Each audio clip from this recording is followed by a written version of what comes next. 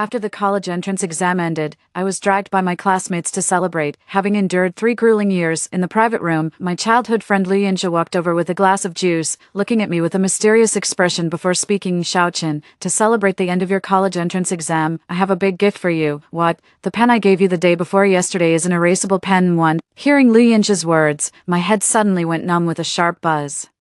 What did you say? I'm telling you, the pen I gave you the day before yesterday was an erasable pen. I stared at Luyinja in front of me, my mind going blank for a moment. The noise in the private room faded away, replaced by a deafening buzz in my head. I looked at Luyinja, my voice trembling with disbelief as I asked again, Luyinja, what did you just say? I said, the pen I gave you is an erasable pen. Luyinja's expression carried a hint of mockery, but when he noticed my face had changed, he toned it down slightly. Mad, it was just a joke. Come on, that's overreacting, right? A joke? Surely not. I couldn't help raising my voice, which trembled with anger and fear. That's the college entrance exam, Luyinja. I've worked for 12 years just for this day, and you're telling me it's not a big deal. My voice was so loud that the chatter in the private room briefly fell silent, and all eyes turned to our faces. Luyinja's expression showed a hint of discomfort, but he still forced a calm demeanor. Don't be so stressed. Anyway, you've got good grades. Retaking a year won't make a difference. Retake doesn't matter. I stared fixedly at Luyinja's face, unable to believe those words had come from his mouth. Does he not know what's going on in my family? My mother passed away from illness when I was 8 years old. In less than half a year, my father remarried. My stepmother Wu Rong was all sugar on the outside but vinegar within. She treated me with superficial politeness. Yet behind closed doors, she subjected me to all kinds of harsh treatment. When she married my father, she brought her daughter from a previous marriage, Luqiqi, into our home, knowing full well that our family's resources were limited. She and Luqiqi would team up every day, using every trick in the book to charm my father and win his favor. Wu Rong's daughter, Luqiqi, was the same age as me and had already mastered the art of framing others. She would deliberately provoke me right before my Dad was about to come home, only to put on a scared act. When I finally lost my temper, she would cry to my dad, complaining that I was bullying her. At first, he would stick up for me, but as time went on, he just saw me as immature and inconsiderate of his feelings, and with Wu Rong backing her up, piling on about how hard it was to be a stepmother and how impossible I was to control, it only made things worse. My father no longer trusts a word I say. Eventually, I couldn't be bothered to argue anymore, since I knew it was pointless. The year of the high school entrance exam, Luqiqi didn't do well and didn't get into high school. Wu Rong, for that reason, didn't want me to continue my studies either. If it weren't for my good grades and getting into the key high school, the school wouldn't have agreed to admit Luqiqi. At the same time, I'd probably be working on an assembly line in a factory down south by now. Over the past 3 years, Wu Rong has repeatedly brainwashed my dad, saying that attending a regular first-tier university is useless, and if I don't get into a good college, I shouldn't bother with school at all, just go work in the South. My father wholeheartedly agreed with this and even told me that if I couldn't get into a decent university, I might as well stop studying altogether and just go straight to work. Luyinja had a clear understanding of all these matters. He knows perfectly well how hard I've pushed myself these past 3 years. I know I'm not naturally gifted, so I have to make up for it with sheer hard work. If others studied until midnight, I'd study until 1 in the morning. If others studied until 1, I'd push on until 2, woke up at 6 a.m. to memorize vocabulary, still doing practice problems past 1 a.m. When I felt sleepy, I'd drink coffee to stay alert, worried that too much coffee would lose its effect. I even tried applying medicated oil to my temples, pricking my fingers with a needle, and once, in the dead of winter, taking a cold shower. The worst time was when I thought of a solution to a problem right after showering and didn't dry my hair immediately. The next day, I caught a cold and ran a fever close to 40 degrees Celsius, lying in bed for 2 full days before finally recovering. It was after that incident that I changed my approach. I wake up early, go for a morning run while memorizing vocabulary. If I'm really tired, I set an alarm for a 10-minute nap and then continue. I know that getting into a good university requires not just good grades, but also good health. For the past 3 years, it was the belief that I would get into a good university that kept me going until today. After leaving the exam hall, I estimated my own score and felt pretty confident about getting into a top-tier university. Before I could even celebrate, Luyinja told me the pen he gave me was an erasable ink pen. Luyinja and I are neighbors. Our families lived just 1 floor apart. Originally, Luyinja and I were just acquaintances who would exchange greetings when we ran into each other in the elevator. At 9 years old, Wu Rong, trying to get back at me, knowingly added lemon juice to several dishes despite knowing I was allergic to lemons. I had an allergic reaction and my whole body itched, so I had to skip the meal. She then told my dad I was being picky. My dad went ballistic, saying if I didn't eat, then nobody should. I wanted to explain, but my dad wouldn't listen at all. I hadn't eaten for 3 days and was Absolutely starving. In desperation, I slipped downstairs to the corner shop and tried to take a loaf of bread, but the shopkeeper caught me red-handed. I was in a mess, and Lu Yinja saw me. Instead of turning away, he paid for the small bread and took me home, where his mother made me a bowl of noodles. That bowl of noodles was the best I've ever had in my life. Later, when Mrs. Lu learned about my situation, she would often have Lu Yinja invite me over for meals at their home. The days when Wu Rome deliberately kept me hungry were the ones when Mom Lu saved me from despair. I also gradually got to know Lu Yinja better because of this. We went to school together, tackled problems together, and dreamed of the future together. During those days when I felt like giving up, Lu Yinja was always there by my side, encouraging me. I thought he was the one person who truly understood me, but now, looking at his expression, the person I've known for so many years feels utterly unfamiliar. What's the big deal about repeating a year? I glared at Lu Yinza with such intensity that if looks could kill, he'd have been dead 100 times over. Lu Yinza, do you even hear yourself right now? Lu Yinza acted as if he didn't see my utter distress. He gently brushed my hand aside, a careless smile playing on his lips, tinged with a hint of self-assuredness. Xiaoqin, don't get so worked up. I just thought you've been too wound up lately and wanted you to relax a bit. Besides, even if the writing is faint, the examiner can probably still make it out, right? And it's not like a few points will matter much. Your grades are always top-notch anyway. What's a few points less? Really, is it really just about a few points? I raised my hand and slapped him hard across the face. The sharp crack of the slap was jarring in the dead silence of the private room. Lu Yinja, that was my future. The future I fought for through countless sleepless nights. I was trembling all over, and even my breath tasted of blood. Lu Yinja, what gives you the right to make my life pay for your damn sense of humor? After saying that, I pulled out my phone and dialed 110 before Lu Yinja could react. Lin Xiaoqin, have you lost your mind? Lu Yinja was frantic. He lunged forward to snatch my phone, but I didn't give him the chance. I dashed out of the private room, using one hand to pull the door shut with all my strength to keep him inside. Hello, officer. I need to report a crime at the New Moon Club, in private room 985. Someone deliberately sabotaged my Gaokao answer sheet. They replaced my exam pen with an erasable ink pen, which could severely impact my college entrance exam results. I demand a formal investigation be opened. The moment the call connected, I rapidly explained the entire situation. As soon as they heard someone was trying to sabotage the college entrance exam, they took it very seriously. They told me to stay calm and said they'd send someone over right away. I hung up the phone and looked at the number 985 on the private room door, feeling a deep sense of irony. This room was specially booked by our class monitor before the exams. It was all for good luck. When I first came in, I too thought my future was entirely in my grasp, but I never expected something like this to happen. Before the police arrived, I held onto the compartment door tightly, preventing anyone inside from coming out. The sound of me calling the police reached inside the private room. Lu Yinja was caught off guard. He never thought I'd actually go through with it. Xiaoqin, are you serious? I was just kidding. Xiaoqin, call off the police report right now. We grew up together. Are you really trying to ruin me? All right, I was wrong. Lin Xiaoqin, I'll cover your tuition for repeating the year. Just please calm down. Lin Xiaoqin, can you hear me? I paid no heed. My mind was in a whirl. The police arrived quickly. A male officer and a female officer who called the police. My legs felt a bit weak, and my voice trembled slightly the moment I saw the police. My legs nearly gave out. The policewoman studied me, her face full of concern as she looked at me. Seeing the police, I could no longer hold back my tears, and they streamed down my face. Officer, my college entrance exam has been ruined by someone. Take it easy, young lady. Tell me what happened. Slowly, I let go, and the door to the private room swung open. I was unsteady on my feet, and the policewoman helped me over to the sofa to sit down. The rest of the class was stunned by the sudden turn of events. No one made a sound. They all just stood there, staring at me in shock. I gave a brief account of what had happened, then pointed at Lu Yinza. It was him, he said. He said the pen he gave me was an erasable pen. The day before the college entrance exam, Lu Yinza found me and said he was giving me a pen to celebrate our upcoming exam. He also said the pen had been blessed by his mother at a temple. It was incredibly powerful. Using it to write exams would guarantee success, and he'd surely make the honor roll. Mrs. Lu has been very kind to me, so naturally I wouldn't doubt Yinza Lu. With that pen, I worked through problem after problem, filling page after page with answers. So now, Lu Yinza tells me the pen he gave me is an erasable ink pen. I couldn't hold back. Meeting the female officer's concerned gaze, I broke down in tears. Lu Yinza hadn't expected the police to arrive so quickly. Faced with their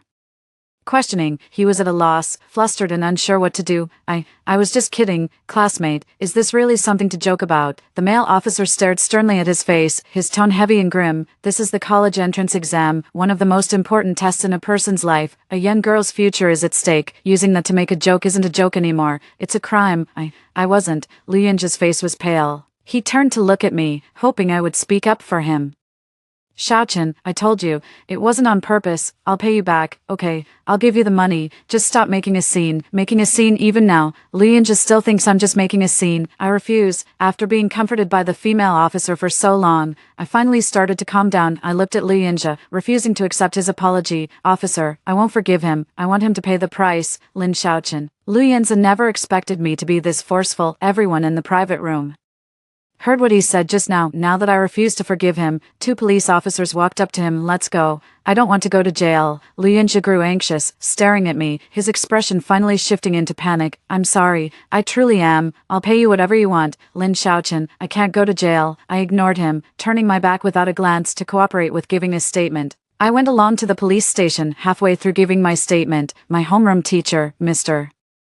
Zhang, arrived. On the way to the station, I had called Mr. Zhang. I didn't inform my parents because I knew my dad would never stand up for me. Lin Xiaochen. Teacher Zhang hurried over, her hair soaked. What's going on? What did you just say about your college entrance exam? Our class's exam location wasn't at our own school, so Mr. Zhang hasn't seen us since the exams ended. Teacher Zhang. Seeing Teacher Zhang, I couldn't hold back the tears again. Hold on. What's going on? You weren't clear on the phone just now. Xiaochen, what's wrong with you, Mr. Zhang? Li Yinja, after I finished my halting explanation, Mr. Zhang's expression changed instantly. Nonsense. Li Yinja, this is utter nonsense. Mr. Zhang patted my shoulder, his eyes filled with compassion. Xiaochen, please don't cry. If it really comes to it, you could repeat the year. I'll speak to the school on your behalf. We'll see if we can get your tuition waived. Mr. Zhang has a rough idea of my family's situation. Throughout all 3 years of high school, my father never attended a single parent-teacher conference for me. Yet, he went to everyone for Lu Qiqi for 3 years. I've always had better grades than Lu Qiqi, but my dad doesn't seem to care at all. Now that this has happened, the only thing Teacher Zhang can think of is to try and make amends. Teacher, I don't know what to say. Given the current situation, repeating the year really is my only option. Even if the earlier sections were graded, my score would still be miles away from getting into the university I want. Teacher, can I file an appeal? Can I request a review of my exam? Ms. Zhang looked at me with deep sympathy, but she still shook her head. It wouldn't make a difference. Using an erasable pen is a violation of exam rules. Even if they reviewed it, your score would be invalidated. My legs went weak. I never imagined things would turn out this way. Teacher, I don't want to repeat the year. I hate this. Xiaochen, calm down. If you're worried your dad will get angry and try to stop you from repeating the year, I'll talk to him for you. Just as Mr. Zhang was comforting me, Mrs. Lu arrived. The moment she walked in, her eyes found me. Xiaochen, what's going on? How come I heard that Yinja, seeing Aunt Lu, I felt a mix of emotions. All these years, Auntie Lu has truly been very good to me. Knowing my stepmother often treated me poorly, she would frequently invite me over to her house for meals, worried I might be malnourished. When she ordered milk for Lu Yinza, she never forgot to order a portion for me too. She also often told Lu Yinza to look out for me at school. If Lu Yinja hadn't been so ruthless, I really wouldn't have wanted to hurt his mother. Mrs. Lu, you've come at just the right time. Seeing how upset I was, Teacher Zhang explained what Lu Yinja had done on my behalf. Mrs. Lu's face turned ashen when she heard it. What? She stumbled and nearly fell. How could Yinze actually do something like this? What does he stand to gain? Yeah. I wonder too, what does Lu Yinja really want? We've known each other for nearly a decade, growing up together. You could say we were childhood sweethearts, yet he was about to ruin my college entrance exam and my future along with it. Xiaochen, Auntie Lu took my hand and gave it a gentle pat. You're a good kid. It's Yinza who's let you down. I didn't know what to say. I knew Lu Yinja's actions had nothing to do with his mother, but the thought of all the answers I'd painstakingly written turning into nothing, just blank pages, made it impossible for me to tell her it was okay. Xiaochen, wait for me a moment. I need to go ask Yinza why he's doing this. Mrs. Lu went in to see Lu Yinza, while Teacher Zhang and I waited outside. Honestly, I wonder why Lu Yinza did that. 3. In the interrogation room, the moment she laid eyes on Lu Yinza, his mother slapped him across the face. Lu Yinza, you've truly let me down. Lu Yinza was slapped so hard his head snapped to the side. He offered no defense, remaining silent. Seeing him like this, Mrs. Lu's fury boiled over, and she slapped him again. You wretch, is this what I taught you? Is this how you look after Xiaochen? Lu Yinja, how could you do this to me? How could you do this to Xiaochen? Mrs. Lu's eyes were filled with disappointment. Tell me, Lu Yinja, why would you do such a thing? Lu Yinja remained silent. After questioning him for a long time with no answer, Mrs. Lu simply gave up. Coming out of the interrogation room, Mrs. Lu walked up to me. She looked at me, her eyes brimming With tears, Xiaochen, I know what Yinja did is unforgivable, and I have no right to ask you to pardon him, but he's my only son, I'm begging you, could you possibly, Mrs. Lu probably knew full well how difficult her request would be to fulfill, but I'm at my wit's end, Xiaochen, could you possibly write a letter of forgiveness? She struggled to get the words out, but at the thought of Lu Yinza, her knees suddenly buckled, and she dropped to the floor right in front of me, Xiaochen. I'm begging you. I was stunned by Mrs. Lu's action. Before I could even react, Teacher Zhang pulled me aside. Mrs. Yinza, what are you doing? Teacher Zhang looked at Mrs. Lu. Xiaochen is just a child. Tears streamed down Mrs. Lu's face. Xiaochen, I have no choice. I can't just stand by and watch Yinza go to prison. Auntie, please get up first. I looked at Auntie Lu kneeling on the floor. Thinking of all the care she had given me over the years, I can't talk to you while you're like this. Mrs. Lu stood up, looking at me with a hint of embarrassment on her face. Xiaochen, how about this? I'll compensate you with 200,000 yuan. That's every last bit I can scrape together. Use it to retake your college entrance exams, and for university, you write a letter of understanding. I'm begging you. I didn't say a word. 200,000 yuan. For a moment, I was tempted. My dad would definitely never give me the money to retake the exams. With Wu Rong around, he might even refuse to pay my university tuition. Xiaochen, please, I'm begging you. Seeing that I remained silent, Auntie Lu was about to kneel down again. I quickly stopped her. Auntie, I can't give you an answer right now. Xiaochen, I want to see Lu Yinja first. I need to know why he did this. I don't believe in jokes. I don't know how important the college entrance exam is to me, and I'm not sure if Lu Yinza knows either. I don't understand how he could be so cruel. Just a joke, and it's enough to destroy me after submitting an application to the police. I met Lu Yinza. His face was etched with dejection, a stark contrast to the carefree ease he had shown earlier in the private room. Why? I didn't want to waste my breath on him. All I wanted to know was why Lu Yinza would do such a thing. Seeing him remain silent, head bowed, I raised my voice a notch. Lu Yinza, tell me, why? I don't believe for a second that you were just trying to play a joke. Lu Yinza clearly had no intention of answering my questions. I nodded, staring at Lu Yinja's head. Just now, outside, your mother knelt before me. She, a woman of her age, knelt before someone as young as me. Lu Yinza, are you even human? Do you have any idea how much she cares about you? When I mentioned that Lu's mother knelt before me, Lu Yinja lifted his head. He stared at me, his eyes bloodshot. It's nothing to do with my mom, Lin Xiaochen. Don't make things hard for her. Am I the one giving your mother a hard time? Isn't it actually you who's putting her in a difficult position? I stared at Lu Yinza with an expressionless face. Now he knows just how difficult it was for his mother when he swapped my pen. Did he ever stop to think about the impossible position he was putting Mrs. Lu in? Lu Yinza's head dropped once more. Looking at him like this, I knew there was no point in continuing this conversation. Fine, let your mother kneel outside then. Suit yourself whether you come clean or not. Lin Xiaochen. Lu Yinza grew anxious and suddenly shot to his feet, but the officer beside him quickly pushed him back into his seat. I didn't mean to. He swallowed hard, as if gathering his thoughts. It's Tang Yao, she said. She'd go out with me if I dared to swap out your pen for the college entrance exam. Tang Yao. I froze, staring at Lu Yinza, and it took me a moment to realize who Tang Yao was. A girl from the art class next door. She only transferred to our school in her senior year. Rumor has it she's a dance major on the arts track for college admissions, and doesn't really apply herself to regular schoolwork. While everyone else wore uniforms, she claimed to be a dance student and showed up at school in a skirt every single day. Combined with her naturally wavy long hair, her every move exuded a charm that set her apart from the other students. After Tang Yao arrived, she became the undisputed school beauty. I was buried in my books day in and day out, and I'd heard a few passing mentions about the interactions between Lu Yinza and Tang Yao, but I never connected the two in my mind. After all, by every measure, Lu Yinza and Tang Yao seemed to be from completely different worlds. I stared at Lu Yinza as if I were seeing him for the very first time. Perhaps my gaze was too direct, because Lu Yinza seemed a bit unnerved by it. Lin Xiaochen, don't look at me like that. Tang Yao is different from you. Your whole life is just studying, nothing but studying. Whenever I reach out to you, all you talk about is solving problems or chasing dreams.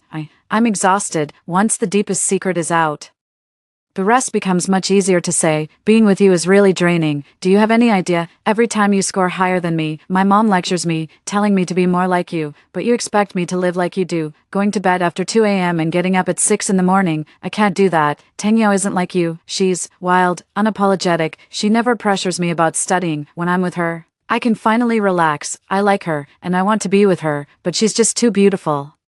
So many guys are after her. I had been pursuing her for a long time, but she never said yes. It wasn't until a few days before the college entrance exam that she said, to prove my sincerity, if I was willing to do one thing, she would agree to date me. Li Yinzhe looked at me, and at this moment, a hint of guilt finally flickered in his eyes. Lin Xiaochen, all of this is my fault. It has nothing to do with my mother. Please, don't make things difficult for her. I looked at Li Yinzhe without saying a word, got up, and walked away. Lin Xiaochen. Li Yinzhe rose to his feet once more, his mind brimming with words he longed to speak, but the police officer forced him back down. Coming out of the interrogation room, I found that Mrs. Lu was gone. Teacher Zhang said she had gone to make a phone call. Looking at me, Mr. Zhang's face was full of concern. Xiaochen, from a teacher's perspective, I wish I could fight for justice on your behalf. But, Mr. Zhang wore an expression of wanting to speak but hesitating. Teacher, just say whatever you want to say. First, Xiaochen, let me be frank. I hope you'll sign the letter of understanding. Worried I might be upset, Mr. Zhang explained right away. 200,000 yuan is no small sum. With that kind of money, you could repeat a year of school or pay for university without any trouble. If it were possible, I would also want Li Yinzhe to face consequences.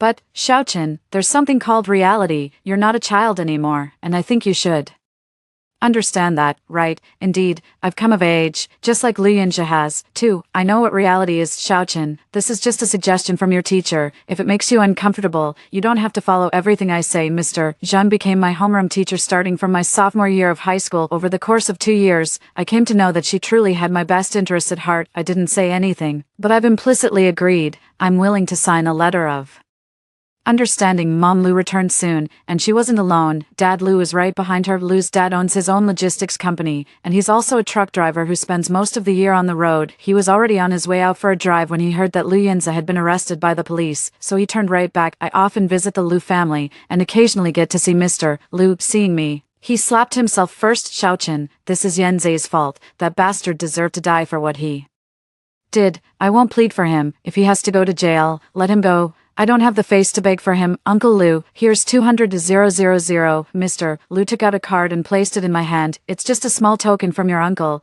Please accept it. Old Lu. Mrs. Lu glanced at Mr. Lu, wanting to say something, but then turned her face away. Xiaochen, it's Uncle Lu who's sorry for you. Don't worry. I'll never let you sign that understanding letter. Meeting Lu dad's sincere expression, I clutched the bank card, hesitated for a moment, then spoke. Uncle Lu, Auntie, I'm willing to write a letter of understanding. Xiaochen, you don't need to spare Uncle Lu's feelings. Li Yinzhe did something inhuman. Someone like him deserves a lesson. I shook my head, then turned to glance at Teacher Chen. Meeting her encouraging gaze, I looked back at Mr. and Mrs. Lu. I'm willing to sign an understanding letter, but I also want to enter into an agreement with you. This money is strictly for compensation, and nothing else. Don't worry, Xiaochen, we'll sign. Mrs. Lu spoke up at once. Xiaochen, you're a good child. No matter what, we're the ones who've wronged you. This money is just a small token of our gratitude. It's a gesture of goodwill, but also a transactional exchange meant to dissuade me from pressing further. I knew full well, but given the reality, I still agreed. I made my statement, and seeing that, Teacher Chen immediately asked the police for paper and pen. An hour later, the agreement was finalized. I would drop criminal charges against Li Yinzhe for swapping my pen, and the Lu family would pay me 200,000 in compensation. The agreement was drawn up in triplicate, and I solemnly affixed my signature to each copy. I took back my copy of the agreement, and the remaining one was kept by the Lu family, with Teacher Chen as the witness. After signing, I pushed the card back in front of Mr. Lu. Uncle Lu, just transfer the money directly to my account. If I take this card home, I doubt it'll be mine by tomorrow. With Wurong around, I really can't feel at ease. The situation hasn't blown up yet, but if it does, and Wurong and her daughter find out, I doubt they'll let me off the hook so easily. Alright, I promise you, kid. Uncle Lu took back the card and, right in front of Teacher Chen, transferred 200,000 into my account. Staring at that long string of digits in my balance, I signed the letter of understanding once more. The letter of understanding was too many, so Uncle Lu bowed to me. Thank you, Xiaochen, thank you so much.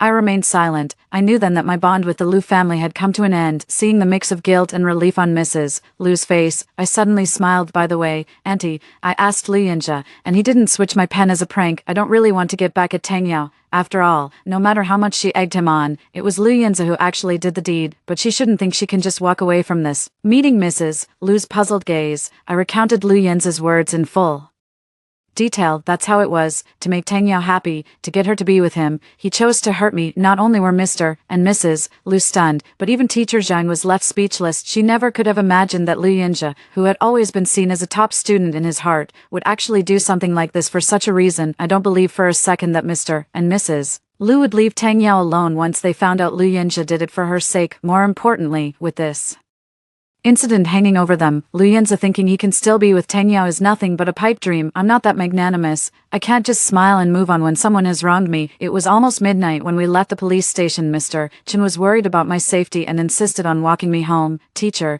could you please not tell my dad about what happened today? Okay, just say you were late from the party and you were worried about my safety, so you gave me a ride. Don't worry, I won't tell your dad. When I finally got home late at night, my dad let out an annoyed huff. You actually knew to come back. Did you think once the college entrance exam was over, you could just, when he spotted Mr. Chen behind him, my father choked on his words, his face flushing bright red. Mr. Xiaochen, I just wanted to let you know that since the college entrance exams finished today, Xiaochen was out celebrating with her classmates and it got a bit late. I was concerned for her safety, so I made sure she got home. My apologies. The kids were just so excited today, and time got away from them. No worries when there are outsiders around. My dad is always very gentle. Mr. Chen, thank you for your hard work. Would you like to come in and sit for a bit? No thanks. It's getting late. I'll head back now. Teacher Chen glanced at me, made sure I was all right, and then took his leave. As soon as she left, my father's expression darkened. Lin Xiaochen, are you getting bold now? How dare you stay out until midnight? Do you even care about this family anymore? I glanced around and noticed that besides my dad, Wu Rong and Lu Qiqi were nowhere to be seen. I couldn't help but laugh. What about Lu Qiqi? She's not back either, is she? How can you compare yourself to her? She's out celebrating the end of the Gaokao.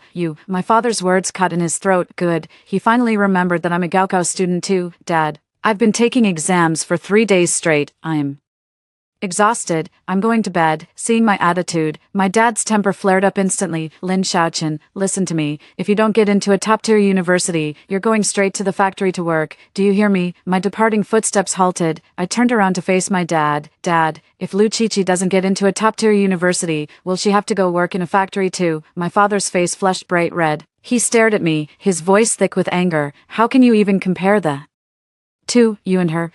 Dad, tell me, am I a real child, or is she? Lin Xiaochen, what are you talking nonsense about? 5. My dad raised his hand to hit me, so I quickly ran into the room. I must not be their real child. What kind of father hits his grown daughter like that? I was already in my room before my dad's hand could come down. He kicked the door hard outside, but I pretended not to hear. Close the door. Put on your headphones, and start listening practice. After all, I'm the one who's going to retake the year. In the morning, when I woke up, neither my dad nor Wu Rong was around. I was about to go out when Lu Qiqi came back from outside, just one night, and she was completely different. A mini skirt, big waves in her hair, and a face made up so heavily you couldn't even tell what she really looked like. I tried to pretend I didn't see her, but she blocked my way. Lin Xiaochen, I heard your class had to call the police at their party last night. You were even taken to the police station. What happened? Did you get into trouble? I frowned. Lu Qiqi and I aren't in the same class, and yesterday's celebration for her class was in a different location. How did she find out? Lin Xiaochen, tell me, what do you think would happen if I told Dad you got arrested and taken to the police station? The malice in her eyes was unmistakable.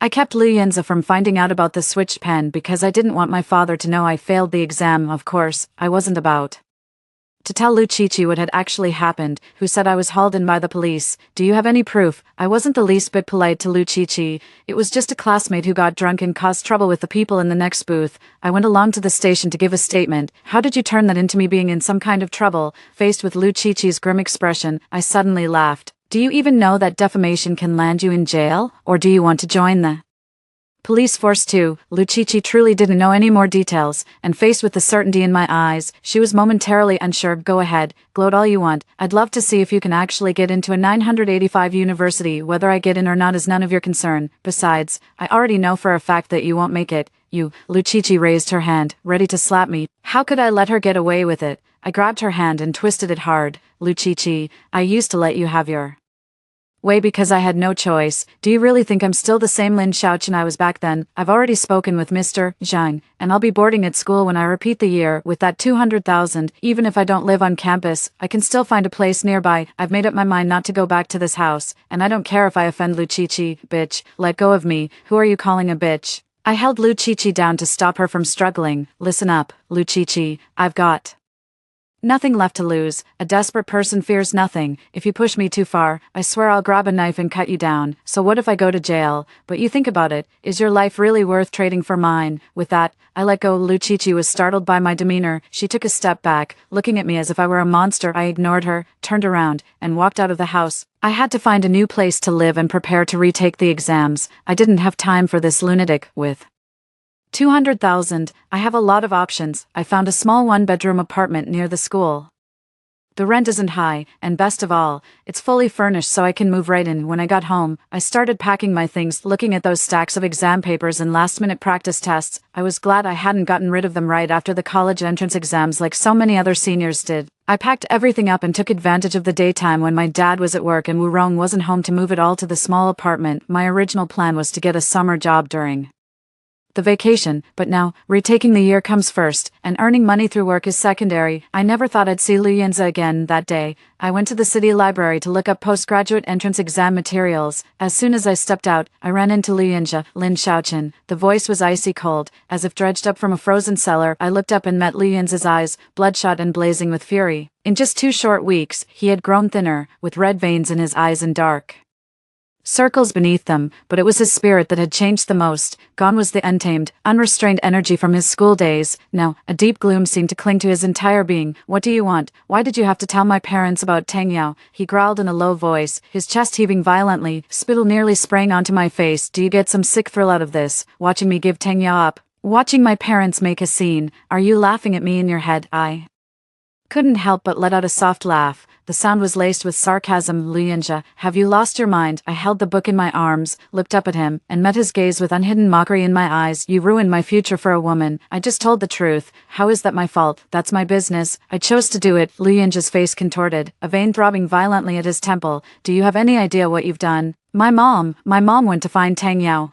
Isn't that exactly what she should do? You wouldn't have been this stupid without her egging you on. Shut up. Liu Yinze was furious. He took a step forward and raised his hand straight toward me. Without a hint of fear, I raised my hand and pointed behind me. See that? There are cameras. Liu Yinze, if you dare lay a hand on me, I'll have you locked up again. Do you really think your family can cough up another 200,000 this time? Liu Yinze raised his hand, then let it fall. He glared at me, his eyes blazing with fury. Tang Yao just said it offhand. I'm the one who did it. What gives you the right to tell my mom? Is she a child? Just said it offhand. She says it offhand, and you just go ahead and switch it. If it weren't for her, would you have swapped my pen? Liu Yinze was left speechless. I let out a scornful laugh, fixed my eyes on his, and spoke slowly, enunciating every word. Liu Yinze, you make me sick. Lin Xiaoqin, isn't that right? Why are you afraid to let your mother go see Tang Yao? It's because you're rotten inside. You can't stand me. You're tired of your mother constantly comparing you to me. It makes you uncomfortable. Tang Yao is just an excuse for you,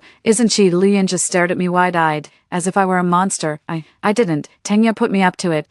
If she put you up to it, then what's the problem with your parents going to see her? Liu Yinze looked at my expression, momentarily bewildered. It seemed he hadn't expected me to circle the conversation right back to the beginning with just a few words. That's not how it is.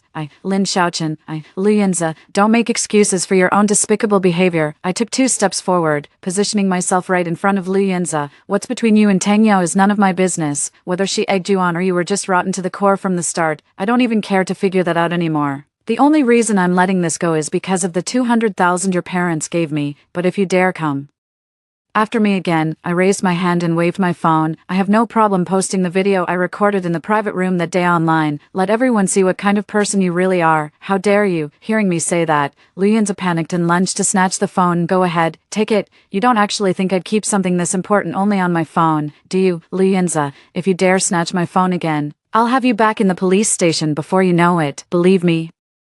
Liu Yinze looked at me with a completely unfamiliar expression. Lin Xiaoqin, how did you become like this? You weren't like this before. Have I changed? Maybe. Liu Yinze, if you had your college entrance exam ruined by someone too, you'd change as well. I tossed out those words coldly, shoved him aside, and turned to leave. I ignored Liu Yinze, who looked utterly dejected. What happens to him now is none of my concern. 6. I later heard from a classmate that Liu's mother had gone to see Tang Yao. Besides me, a few other classmates in our year felt they hadn't performed well on the college entrance exam and were considering repeating their final year of high school. We had already signed up in advance and formed a study group for the retake year. In that group, there was someone who happened to live in the same residential complex as Tang Yao. She told me that Mrs. Liu went straight to Tang Yao's house that day. She called Tang Yao a homewrecker, accused her of seducing her son, and blamed her for inciting him to commit a crime. There was quite a commotion that day. Tang Yao initially tried to avoid a direct confrontation with Mrs. Liu, but as the woman's insults grew increasingly outrageous, going so far as to threaten reporting her to the school, accusing her of inciting crime and having her art exam results revoked, Tang Yao finally snapped. Enraged, she physically fought back against Mrs. Liu. Where's Liu Yanzi? When he rushed over at the sound of the commotion, he pushed Mrs. Liu by accident while trying to shield Tang Yao. As Lu's father arrived at the same time, he saw that he was still defending Tang Yao at such a moment, so he immediately slapped him across the face and kicked him. Mr. Lu, having driven for years, had arms of steel. That kick sent Liu Yanzi flying. I heard he twisted his ankle when he fell. No wonder he was walking a bit off when I saw him. After hearing my classmate describe the scene, I could only say it was deeply satisfying. I heard that Tang Yao's and Liu Yanzi's families are constantly bickering these days, but none of that has anything to do with me anymore. Time flew by, and before I knew it, the day to check the scores had arrived. The moment I stepped out of my room, I came face to face with my dad, Wu Rong, and Lu Qiqi sitting in the living room. Hey sis, the college entrance exam results are out. Dad said we should check our scores together. I saw the smug grin on Lu Qiqi's face and knew she was up to no good. No thanks, I'll check mine on my own later. What's the matter, sis? Afraid you didn't make the cut? Lu Qiqi smiled, her smile utterly artificial. It's really not a big deal. I just didn't get in and ended up working instead. I saw the arrogance in her eyes and rolled my eyes right away. Working? How could I do it without you? If I go to work, I'll definitely drag you along. Dad, don't you think so? My father's expression darkened. He slammed his hand on the table. Enough. Lin Xiaoqin, this is no time for your nonsense. Come here.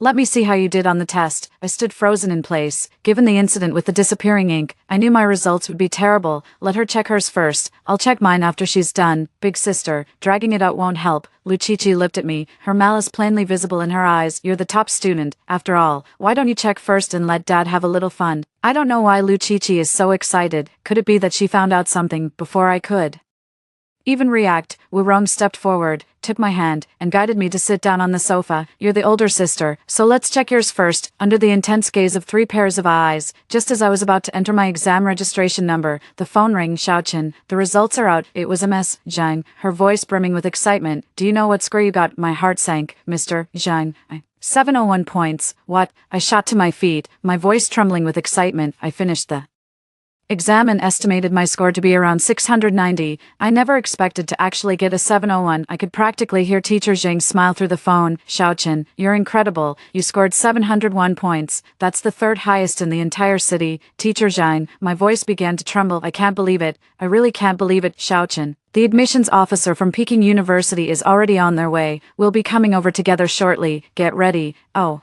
and there's also someone from Tsinghua. You might want to start thinking about which one you'd prefer, Tsinghua or Peking University. Mr. Zhang, I'm at a loss for words. I had already braced myself for the worst, but now, you've given me such an incredible surprise. I don't understand how this could have happened. Could it be that the ink-removing pen has stopped working? Mr. Zhang's voice was so loud that my dad and Wu Rong heard my score without even needing to check it. My dad's fine, but Wu Rong and Lu Qiqi look terrible. I have no idea why that disappearing ink pen didn't work. My gaze settled on Lu Qiqi, a playful smile curling at the corner of my mouth. My score is out. Did you hear? 701. I wonder how my sister did. Let's check now. Lu Qiqi's face fell. She didn't want to check her score. Wu Rong looked at the smug expression on my face and snorted. Fine, check it then. Your sister's usual grades aren't bad. They'll only be better than yours, not worse. She gave Lu Qiqi's shoulder a pat. Kiki, check. I don't believe it. With your usual grades, you can definitely get into a good school. Lu Qiqi shot me a glare. She usually doesn't even score 500 points. If I really push beyond my limits, I might just make it into a top-tier university. Go ahead and check. My dad had the final say, so Lu Qiqi, however unwilling, had no choice but to enter her exam registration number. The screen is facing me, so I can see it clearly. Seeing the results above, I couldn't help but smile. Chinese, 32 points. Math, 28 points, English, 58 points, Science Composite, 112 points, total score, 230 points. I couldn't help myself. With these scores, I doubt she'd even get into a vocational college, right? I turned to my dad. Dad, don't you think Lu Qiqi should start thinking about where she's going to work now? Impossible. Lu Qiqi stood up, staring at the screen in utter disbelief. No way. How could my score be this low? She couldn't help but glance at Wu Rong. Mom, you know I usually score 500. Marks, 500 points, you've got some nerve. It's clearly just over 400. How could this happen? Lucici kept shaking her head. I even estimated my score after the exam. I can make it past the first tier cutoff. Mom, I really did estimate it. Lucici burst into tears, unable to understand why her score had dropped so drastically. Mom, it's all right. It's all right. Seeing Lucici crying like this. How could Wu Rong possibly have the heart to ask how she did on the exam? So you didn't do? Well, it's okay, you can just repeat the year. Wu Rong then looked over at my dad, Chao Chuan. Let Chi-Chi retake the year. She probably just had a bad performance. My dad looked at me, then at Lu Chi-Chi, and finally gave a nod. All right, let her repeat the year. I looked at my father and let out a cold laugh. I already knew where I stood with my dad, but his blatant favoritism still stung. Dad, you really are a great father to your little sister. What are you talking about? My dad got angry, and his hand instinctively rose. Go ahead, hit me, Mr. Zhang said. The Peking University professors will be here soon. Perfect timing. Let them see what kind of family I come from. My father lowered his hand again. Over there. Lucici was still crying. When Wu Rong heard that Peking University professors were coming, she felt a renewed sense of hope. Half an hour later, the Peking University admissions officers, led by Mr. Zhang, arrived at my home. Before I could even speak, Wu Rong had already jumped in.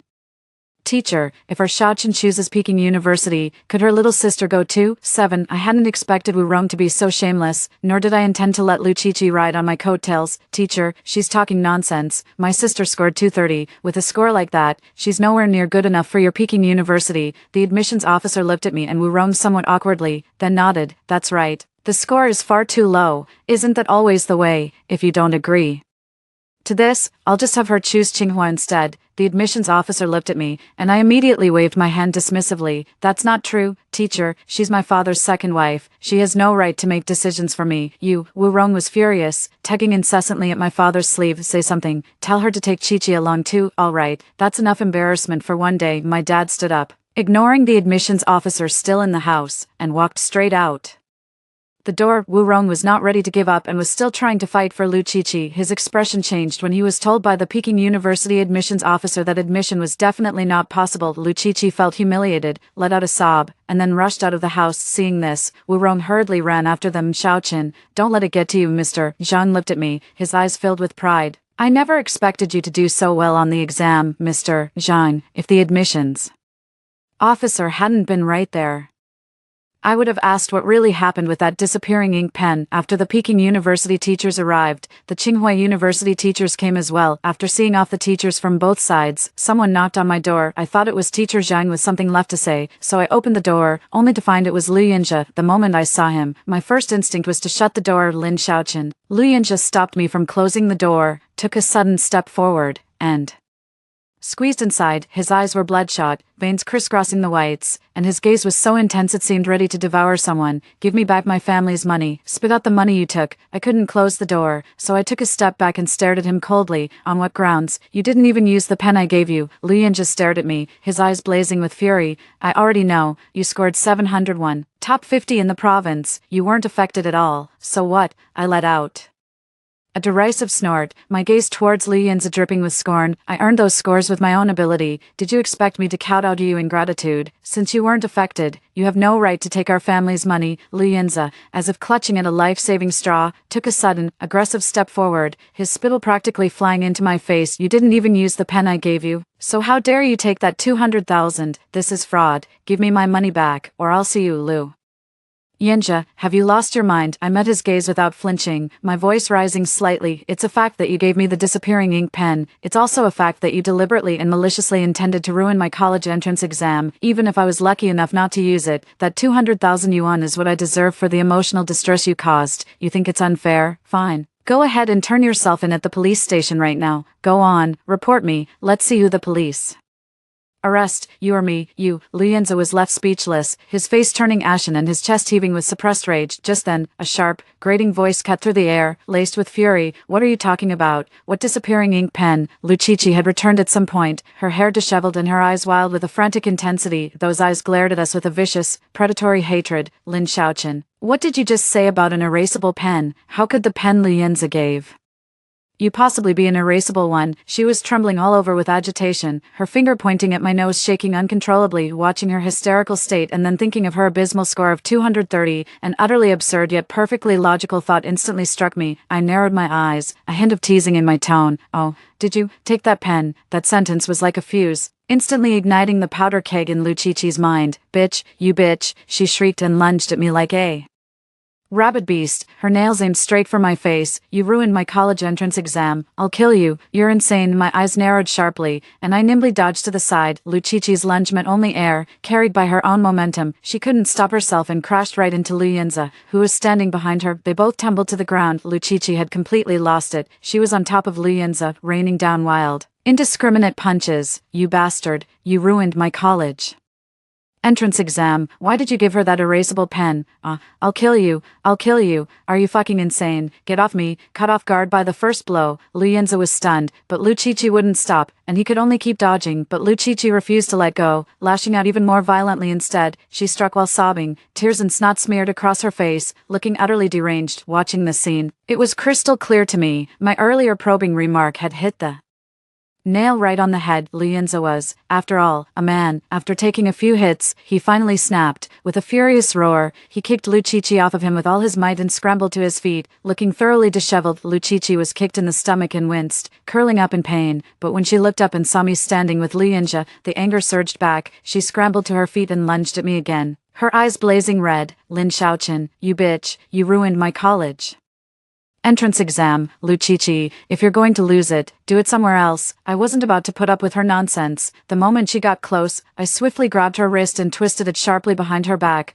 Lucichi let out a sharp cry, forced to bend over as I pinned her down firmly on the sofa. "Lucichi, you were the one who sneaked into my bag and swapped the pen, weren't you? Stop playing the innocent now. Who do you have to blame but yourself?" I gritted my teeth, increasing the pressure of my grip. "Bitch, you bitch." Lucichi was sweating profusely from the pain, but she was still stubbornly refusing to admit it. "You're the one who ruined my college entrance exam." "Oh, really?" I let out a cold laugh and leaned in to whisper in her ear. "So, when exactly did you go to my place to take the pen?" At that question, Lucichi's body went rigid. It was as if she had suddenly realized something truly horrifying. The expression on her face shifted from anger to one of utter terror and despair. The next second, she suddenly let out a loud, wailing sob. All strength left her body, and she slid down my arm to collapse in a heap on the floor. "How could you do this to me?" She was crying so hard she could barely catch her breath, murmuring incoherently, "I had that pen blessed. He said it was blessed. I thought. So that's how it is." 8. Lucichi saw it when Luyenza gave me the pen. She's always been jealous that I have a childhood friend like Luyenza. Jealous of the special favor I receive that others can only dream of. In her mind, I don't deserve anyone's favor at all. She heard Luyenza say that pen would bring me luck. She wanted that luck for herself. More importantly, she couldn't stand me, couldn't stand that Luyenza was only nice to me. So, she took advantage of my inattention and swapped the pen Luyenza gave me with an ordinary ballpoint pen she had prepared. She thought stealing my luck would ruin my future, but what she never expected was that the pen Luyenza gave me was an erasable pen, one that could make all my efforts come to nothing. Lucichi's cleverness backfired. She pulled me back from the edge of the cliff with her own hands, but pushed herself into an abyss. "I'm going to see you." Lucichi wiped her tears haphazardly and scrambled to her feet, using both hands and feet. "I'm going to call the police. You're all scum. You've ruined my college entrance exam. Go on." I looked at Lucichi without feeling the slightest bit of panic. "Come on, call 110. Can't you do it? Let me help you." I took out my phone and was about to dial the emergency number. Lucichi looked visibly upset, while Luyenza stood beside her, his face pale. As I was about to dial the emergency number, he immediately rushed over and snatched my phone. "Don't call the police. It's all in the past. He definitely doesn't want to go back to the police station." Lucichi had only been hesitating at first, but seeing Luyenza like that, her temper flared up again. She took out her phone and called the police, and so, half a month later, we found ourselves back at the police station. Lucichi's call to the police was doomed to be useless, in my own view. Since I had already signed the letter of understanding, I had let the matter of pursuing Luyenza drop. The person Luyenza wants to harm is me, not Lucichi, although Lucichi took out the disappearing ink pen to prove that Luyenza had harmed someone. But she was the one who took the pen from my pencil case herself, so she can't blame Luyenza. How could this happen? Unlike before, when I didn't dare tell my dad, Lucichi told him, and Wurong too. "Dad, Mom, that bastard Lin Shaochen hurt me. He hurt me too." Wurong and my dad were completely stunned. They never expected this twist. That's when my dad found out I'd taken 200,000 from Luyenza. "You're just a kid. What do you need all that money for? Give it to me. I'll keep it safe for you." My dad, who knew about this, didn't immediately stand up for Lu Qiqi. Instead, he told me to give him the money. I laughed. There was no way I was going to agree to my dad's unreasonable request. Sorry, I turned 18 back in the first half of the year. I'm not a kid anymore. I have the right to decide how to use my own money. My dad was so angry that his chest heaved up and down. Lin Xiaochen, let me tell you, if you keep acting like this, don't even think I'll help pay for your college tuition. Don't act like I give you money and you'll pay my tuition. My gaze swept over his face and Wu Rong's, and my words held no courtesy. Didn't you already discuss it with her, that you wouldn't help with my tuition whether I passed the exam or not, so why on earth should I give you the money? My father had been rebuffed by me repeatedly in a single day. Furious and unable to swallow his pride, he raised his hand to hit me again, but he forgot where he was. This was a police station. He had barely raised his hand when the police stopped him. Officer, can I go now? Everything's been sorted out, and I'm not needed anymore. I really don't want to stick around. You're done here. You can go. You are not allowed to leave. Lu Qiqi was furious. Arrest her. Why aren't you arresting her? She ruined my college entrance exam. I rolled my eyes, thinking to myself, this Lu Qiqi is unbelievable. How can someone be this stupid? The cop was equally speechless, giving me a slight nod of his chin, signaling I could go. I ignored Lu Qiqi and walked straight away, left Lu Qiqi there, screaming and demanding to hold Lu Yinzhe accountable. I have no interest in knowing what comes next. Evil deeds bring evil consequences. Those who harm others ultimately harm themselves. I went back home to pack up my things and move straight into the apartment I had rented earlier. I've paid 3 months' rent, which will cover me until school starts, but I didn't plan to stay on either. After discussing it with the landlord, I decided to move out once I received my acceptance letter. With my admission letter in hand and luggage on my back, I headed to Beijing ahead of schedule. After careful consideration, I chose to major in computer science at Tsinghua University. As for what happened to Lu Qiqi or Lu Yinzhe, it was none of my concern. I moved into the dorm early to prepare for the semester. I also took the opportunity before classes started to thoroughly explore Beijing. Money used to be a real worry, but with that 200,000, I'm not the least bit concerned about covering tuition anymore. I was in the middle of eating and partying my way through Beijing when I got a call from Lu Yinzhe. Lin Xiaochen, why are you doing this? Are you not satisfied until you've completely ruined me? What on earth is he talking about? Ever since I moved to Beijing, I stopped paying attention to things back home, so when Lu Yinzhe called out of the blue, I immediately thought he was a lunatic. I hung up and blocked him in one swift move. But then Lu Yinzhe just called me from a different number. Lin Xiaochen, you already took 200,000 from my family. Why are you going back on your word? Are you trying to ruin me? You're insane. I have no idea what you're talking about. You don't know what you posted online. You're telling me you don't know. I once again hung up and blocked him for that pathetic rant. However, Lu Yinzhe's words piqued my curiosity. I did a quick search and found a few trending topics in the area. My malicious childhood friend ruined my future, then used his family's wealth to walk away scot-free. Character matters more than grades. Does someone who sabotages another's college entrance exam with an erasable pen deserve a university education? Someone who ruins another's chance at the college entrance exam would only become a blight on society, even with a higher education. There are several more headlines below, each more sensational than the last. It contains more detailed information, and every single word is written from the heart. Putting myself in that position, I could almost believe I was the one who posted those articles. Mrs. Lu was always kind to me before, and on top of that, I accepted 200,000 from her. I had originally thought about getting back at Lu Yinzhe after I repeated the school year, but before I could even think about revenge, I received the good news that I had passed the exam, and I completely forgot about getting back at Lu Yinzhe. So who sent this? Who is this kind soul, so well versed in the whole story and harboring such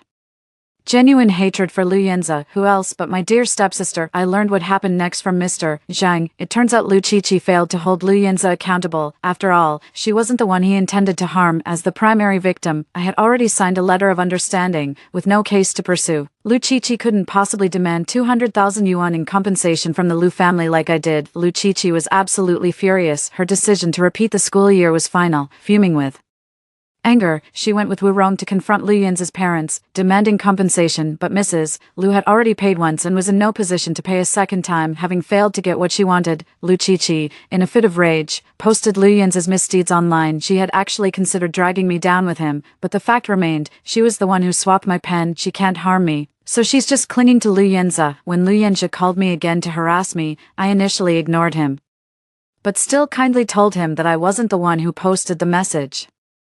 Whether he believes it or not is none of my business. Lian just scored over 600 points. He could have gone to a really good school, but his actions caused such a stir that the school that had planned to admit him withdrew its offer. Lianza, unable to get into his dream school, stormed off in a rage to confront Lu Qiqi. He brought a knife, intending to kill Lu Qiqi. Instead, he stabbed her, leaving her hospitalized. And he ended up behind bars this time, with neither Wu Rong nor Lu Qiqi willing to sign the letter of understanding. Lu Yanzi had no choice but to go to prison. Mom and Dad Lu were utterly exhausted from all the turmoil. I heard they went to the provincial capital for IVF, planning to try for a second child, but none of this has anything to do with me anymore. My biggest worry right now is that the military training is coming up soon, and I haven't bought sunscreen yet. And, story 2, my roommate can choose to let others hear her inner thoughts. In our previous life, she crafted an innocent persona while using her inner voice to spread rumors and undermine me. I was unjustly scorned and despised, even harassed and humiliated by local thugs. It wasn't until my dying breath that I discovered my roommate had been using her inner voice to spread slanderous rumors about my private life. In the second chance at life, I've been bound to a modification system. During the class meeting, I faced my roommate's feigned concern. Fiona is working as a hostess again, but this isn't right for her. I sneered and altered what everyone heard to. I'm getting that itch again. Might as well hit the strip club tonight. One fucking bitch thinks she's too good for common courtesy. A drunk thug emerged from the darkness, choking me and slapping me across the face. The blow left me dazed and disoriented. My roommate Pearl shoved me to the ground and seized the chance to flee. I couldn't move, a searing pain shooting through my ankle. The drunken thug, like a madman, grabbed me by the collar and landed another punch. I opened my mouth to scream for help. The thug, realizing my intention, clamped his hand over my mouth and nose, dragging me into the alley. As I struggled, my arms grew weak and my breathing faded. In my dying moments, I saw my fleeing roommate hiding not far away. She held up her phone as if filming, her eyes sparkling with excitement. Noticing my pleading gaze, my roommate smiled, her lips moving wordlessly. I strained to make out a few words. Drop dead, you bitch. My strength completely drained away, and I suffocated to death. When I opened my eyes again, I was back in my dorm room. Just as I sat at the desk, raising my hand in a daze, the dorm door was pushed open. Pearl walked in with her suitcase, giving me a sweet, innocent smile. Hi there, are you Fiona? I'm Pearl. Looks like we're going to be roommates. As I looked at Pearl's radiant smile, my heart was in turmoil. I couldn't believe it. I had actually gone back to the very first day of university. Just like in a past life, Pearl showered me with overwhelming warmth the moment we met, yet I couldn't help recalling her actions before my death, feeling an inexplicable discomfort churning inside, so I responded with nothing more than lukewarm pleasantries, as if we were long-lost friends. Pearl remained completely unfazed by my aloofness. She clung to me like a shadow the entire day, just as I started to wonder if this so-called rebirth was merely a dream. Late at night, as I lay in bed, Pearl's irritated voice cut through the silence right by my ear. Unbelievable, what a phony. I frowned, about to tell Pearl I was going to sleep and to keep her voice down. The next moment, her voice continued, that bitch Fiona, if it weren't for stealing her luck, who'd bother hanging out with her, and now she's putting on airs. I froze, suddenly realizing these were Pearl's inner thoughts. An endless stream of inner voices kept flooding my ears. It was nothing but curses and insults directed at me. Hearing these words, I felt a tumult of emotions. Today was the first time in my life I'd ever met Pearl. Just because I was a bit distant with her, she resents me this much. I sat up and glanced toward her bed, sensing my gaze. Pearl also sat up and said gently with a warm smile, "What's wrong, Fiona? Can't sleep?" Her inner voice, however, was dripping with annoyance. What's that bitch staring at? Could she actually hear me? Impossible. I never enabled the option for her to listen to my thoughts. Watching her blatant contradiction between words and intentions, I stayed silent for a moment, shook my head, and lay back down. That night, I had a dream. In my dream, I followed Pearl from a bystander's perspective. It finally dawned on me why. Shortly after the semester began in my previous life, those who had initially been warm and friendly toward me started looking at me with contempt and disgust. Even my academic advisor seemed to hold a bias against me. I gritted my teeth in frustration. It's all because Pearl is stirring up trouble. She's taking advantage of the fact that others can hear her thoughts to spread vicious rumors about my chaotic private life. In Pearl's mind, I'm portrayed as a mean-spirited gold digger who badmouths people behind their backs, stays out all night, and even steals other people's partners. Everyone can hear her inner thoughts except me. Everyone thought they were the only ones privy to Pearl's inner thoughts, so naturally no one suspected she was spreading lies, and precisely because of those thoughts, people around me silently distanced themselves with unspoken understanding. Left bewildered and isolated, I had no choice but to cling to Pearl's company in confusion, yet she became the innocent, kind-hearted victim in everyone's eyes, a pure white flower deceived by my manipulation. To everyone else, it looked like I was clinging to Pearl like a desperate leech. Then later on, Pearl kept deliberately casually walking past the local troublemakers outside school. She made sure they overheard her thoughts, spinning a complete lie about how I'd secretly had a crush on them for ages but was too shy to make a move. After repeatedly hearing Pearl's inner thoughts, the thug became convinced I had feelings for him. Every time we crossed paths, he would get handsy with me and even verbally harass me. I reached my breaking point and reported him to the police. But after being released from the station, that drunkard came looking for me in a humiliated rage, and so, the chain of events that followed was set in motion. Pearl pushed me down and fled, then recorded the video of me being dragged into an alley and assaulted. She used that video to cement the rumors about my promiscuous lifestyle, ensuring I'd be scorned and despised even after death. I jolted awake from the nightmare, drenched in cold sweat and trembling with rage. Pearl was fast asleep, and I was so furious I could have strangled her right then and there, digging my nails into my palms. I forced myself to calm down. I didn't know why I'd been reborn, but if Pearl kept manipulating things with her inner voice like she did in our past life, I wouldn't stand a chance against her. Am I supposed to grab every person I meet and tell them, Pearl's inner thoughts are fake, don't believe any of it, that's just not realistic? I furrowed my brows, pondering the solution over and over, judging by Pearl's demeanor. She's had her sights set on me from the very beginning, all for what she calls fate's favor. One thing's for sure, Pearl probably won't let me off the hook easily in this lifetime. Just as I was racking my brains for a way out of this predicament, a voice suddenly rang out. Fate plunderer detected. System skin reveals special ability. Can make anyone hear their own inner thoughts. The mechanical voice paused for a few seconds, as if loading. The system will adjust based on the predator's abilities. Beep, beep, beep. Custom modification system completed. Initiating binding sequence. Before I could process the situation, the voice in my head spoke again. Beep, binding successful. 2. I swallowed hard and tentatively spoke in my mind. You're a system, a fortune plunderer. What does that mean? Are you referring to Pearl? The mechanical voice responded swiftly. Confirmed. The individual near you, Pearl, has been identified as a fate plunderer. A fate plunderer refers to one who, after unintentionally gaining special abilities, uses them to disrupt others' destined paths and seize their fortune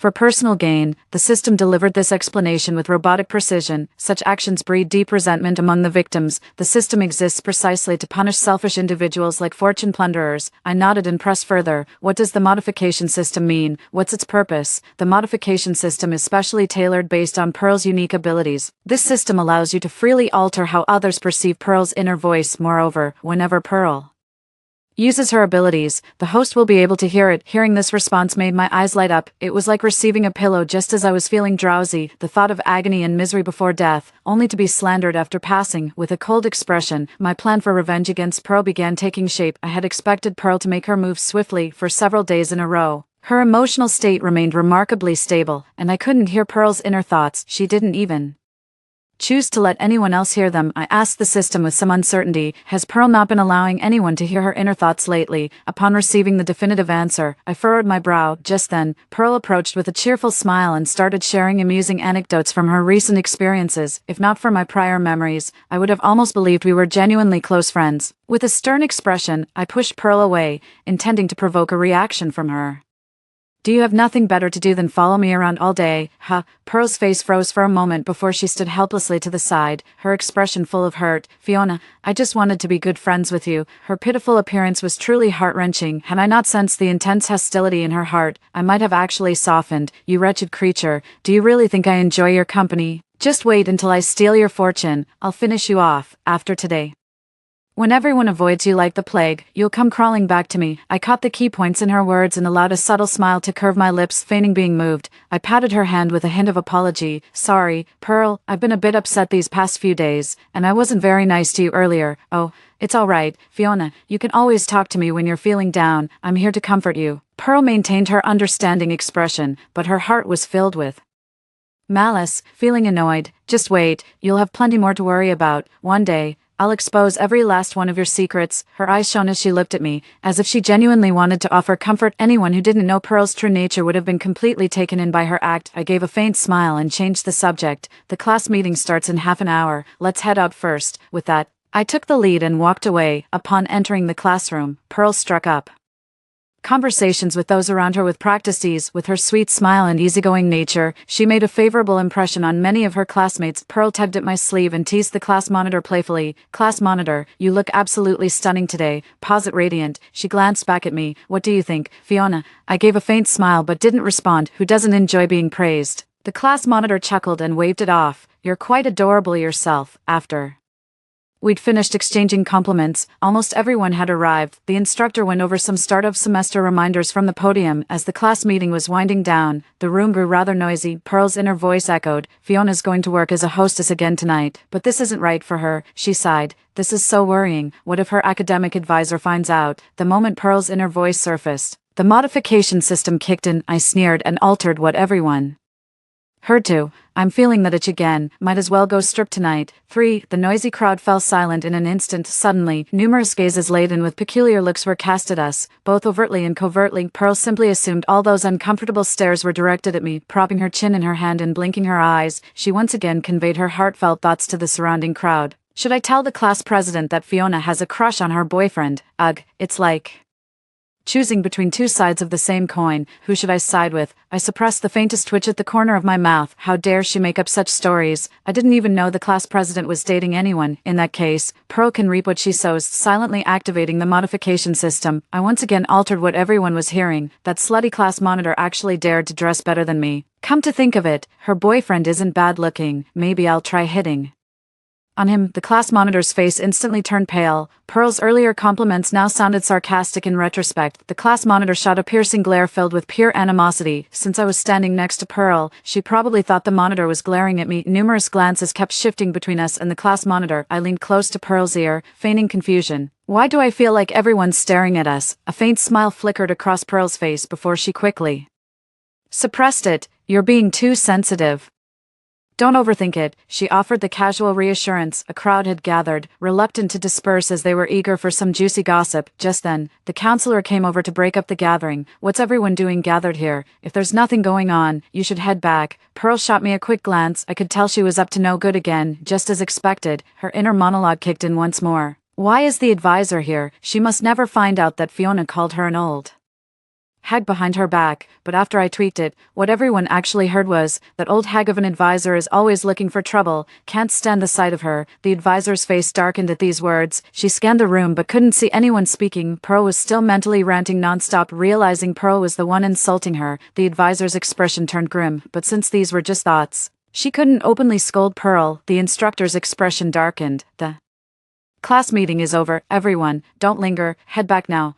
The class monitor led the way out, shooting Pearl a venomous glare before leaving. All traces of their former sisterly bond gone. Pearl thought the monitor was directing her displeasure at me, and her heart swelled with barely contained schadenfreude. The advisor cast an icy glance in Pearl's direction and tossed out a remark, "Stay out of trouble at school." Pearl naturally took the instructor's words as a warning directed at me. Her inner thoughts, usually guarded from outsiders, were now laid bare to me in her emotional state. Perfect. They must all have a terrible impression of Fiona now. Get ready to be universally disliked. The remaining students who hadn't left were whispering among themselves, their curious eyes continuously fixed on us. "Let's get going too." With complete composure, I stepped out first. "Wait for me, Fiona." Pearl instinctively struck an endearing pose before trotting after me. Little did she no, countless scornful gazes were fixed upon her retreating figure. I walked briskly ahead, a faint smile playing on my lips to this day. Pearl remains unaware that her plan had already failed at the very first step. She was the very picture of a scheming woman with questionable morals in everyone's eyes. This was just the beginning of her reaping what she had sown, for I thought Pearl's schemes were limited to tarnishing my reputation. Little did I know her malice would still exceed my worst expectations. Back at the dorm, Pearl presented me with a jar of face cream like it was some prized treasure. I accepted it with a faint smile but had no intention of using it. Curious to see what game she was playing, Pearl didn't seem to mind whether I used her gift or not. After I accepted it, she cheerfully went off to get ready for her bedtime routine. I watched her retreating figure with a hint of suspicion. I casually set aside the face cream she'd given me and reached for my own skincare products. Beep. Harmful substances detected. The system's alert made my hand jerk, spilling the toner and emulsion across the desk. I tentatively picked up the face cream Pearl had given me. Is this jar of face cream poisoned? To be precise, besides this particular jar, harmful substances have also been added to your other skincare products. Prolonged use will severely damage your skin. I was absolutely furious. No wonder Pearl couldn't care less whether I used the face cream she gave me. She knew that pushing me to use it would only make me suspicious, so she went ahead and slipped harmful substances directly into my own skincare products. I just couldn't swallow this insult, but if I suddenly replaced all my skincare products on a large scale, it would also raise Pearl's suspicions. After calming down for a moment, I asked the system, can we transfer all these harmful substances into Pearl's serum? A wave of pleasant surprise washed over me when the system confirmed it could be done. Who would have thought this so-called modification system could be so incredibly versatile? After transferring all the harmful components from the face cream Pearl had given me, I deliberately waited for Pearl to step out of the bathroom before applying the face cream she'd given me, beaming from ear to ear. Finished her shower. This cream you gave me works wonders, thanks. A flicker of contempt crossed Pearl's eyes as she tried to suppress her triumphant excitement. As long as you like it, I absolutely adore it. I scooped up a generous amount and applied it all over my face right in front of her. Then I leaned in close and playfully dabbed some on Pearl's forehead. When she least expected it, Pearl's expression changed, and she instinctively tried to wipe it off. I held her hand, smiling. What's wrong? Aren't you going to put it on? It's nothing, she offered a wooden explanation. I haven't washed my face yet, so I'll skip the skincare for now. I didn't call out her clumsy lie. Maintaining a radiant smile as if genuinely delighted by the gift, turning around, I caught a glimpse through the mirror on the desk. I saw Pearl frantically wiping her temples. She was rubbing so hard that her forehead had turned red. I smirked coldly, so she did no fear, judging by how frantic she looked. Whatever she put in that face cream must have been really potent, but there's one thing I genuinely don't understand. I couldn't help but ask the system, with her clumsy attempts at persecution. If something actually happens to me, wouldn't it be obvious she's behind it? The system explained to me, damaging the host's face will also diminish their fortune. Once Pearl steals all your luck, your presence will gradually fade away, all her unreasonable actions will be overlooked, or even erased entirely. Hearing this, I let out a cold laugh, my eyes turning icy. What a shame. I won't be able to fulfill Pearl's wishes in this lifetime. 5. Breaking from my usual self, I started actively clinging to Pearl. She simply thought I was being ostracized by everyone, feeling quite smug about it. Pearl was so focused on dealing with me that she completely failed to notice how cold everyone else was toward her. Some well-meaning people even took me aside to warn me, hinting at Pearl's true nature, taking a page from Pearl's past life. I played the fool and deliberately crafted an image of myself as naive and detached from worldly affairs. Everyone thought I was being deceived by Pearl, but since I stuck to her like glue, they eventually stopped paying attention after a few warnings. That's exactly the effect I was going for. The fewer people who approach us, the more Pearl will think her plan is working, that everyone sees me as some promiscuous woman with a chaotic personal life. When I saw the class monitor walking with her boyfriend, I knew things could move to the next stage. I hurriedly grabbed Pearl's arm and headed for the stairs. She was initially a bit reluctant, but then her gaze shifted and she spotted the class monitor's partner.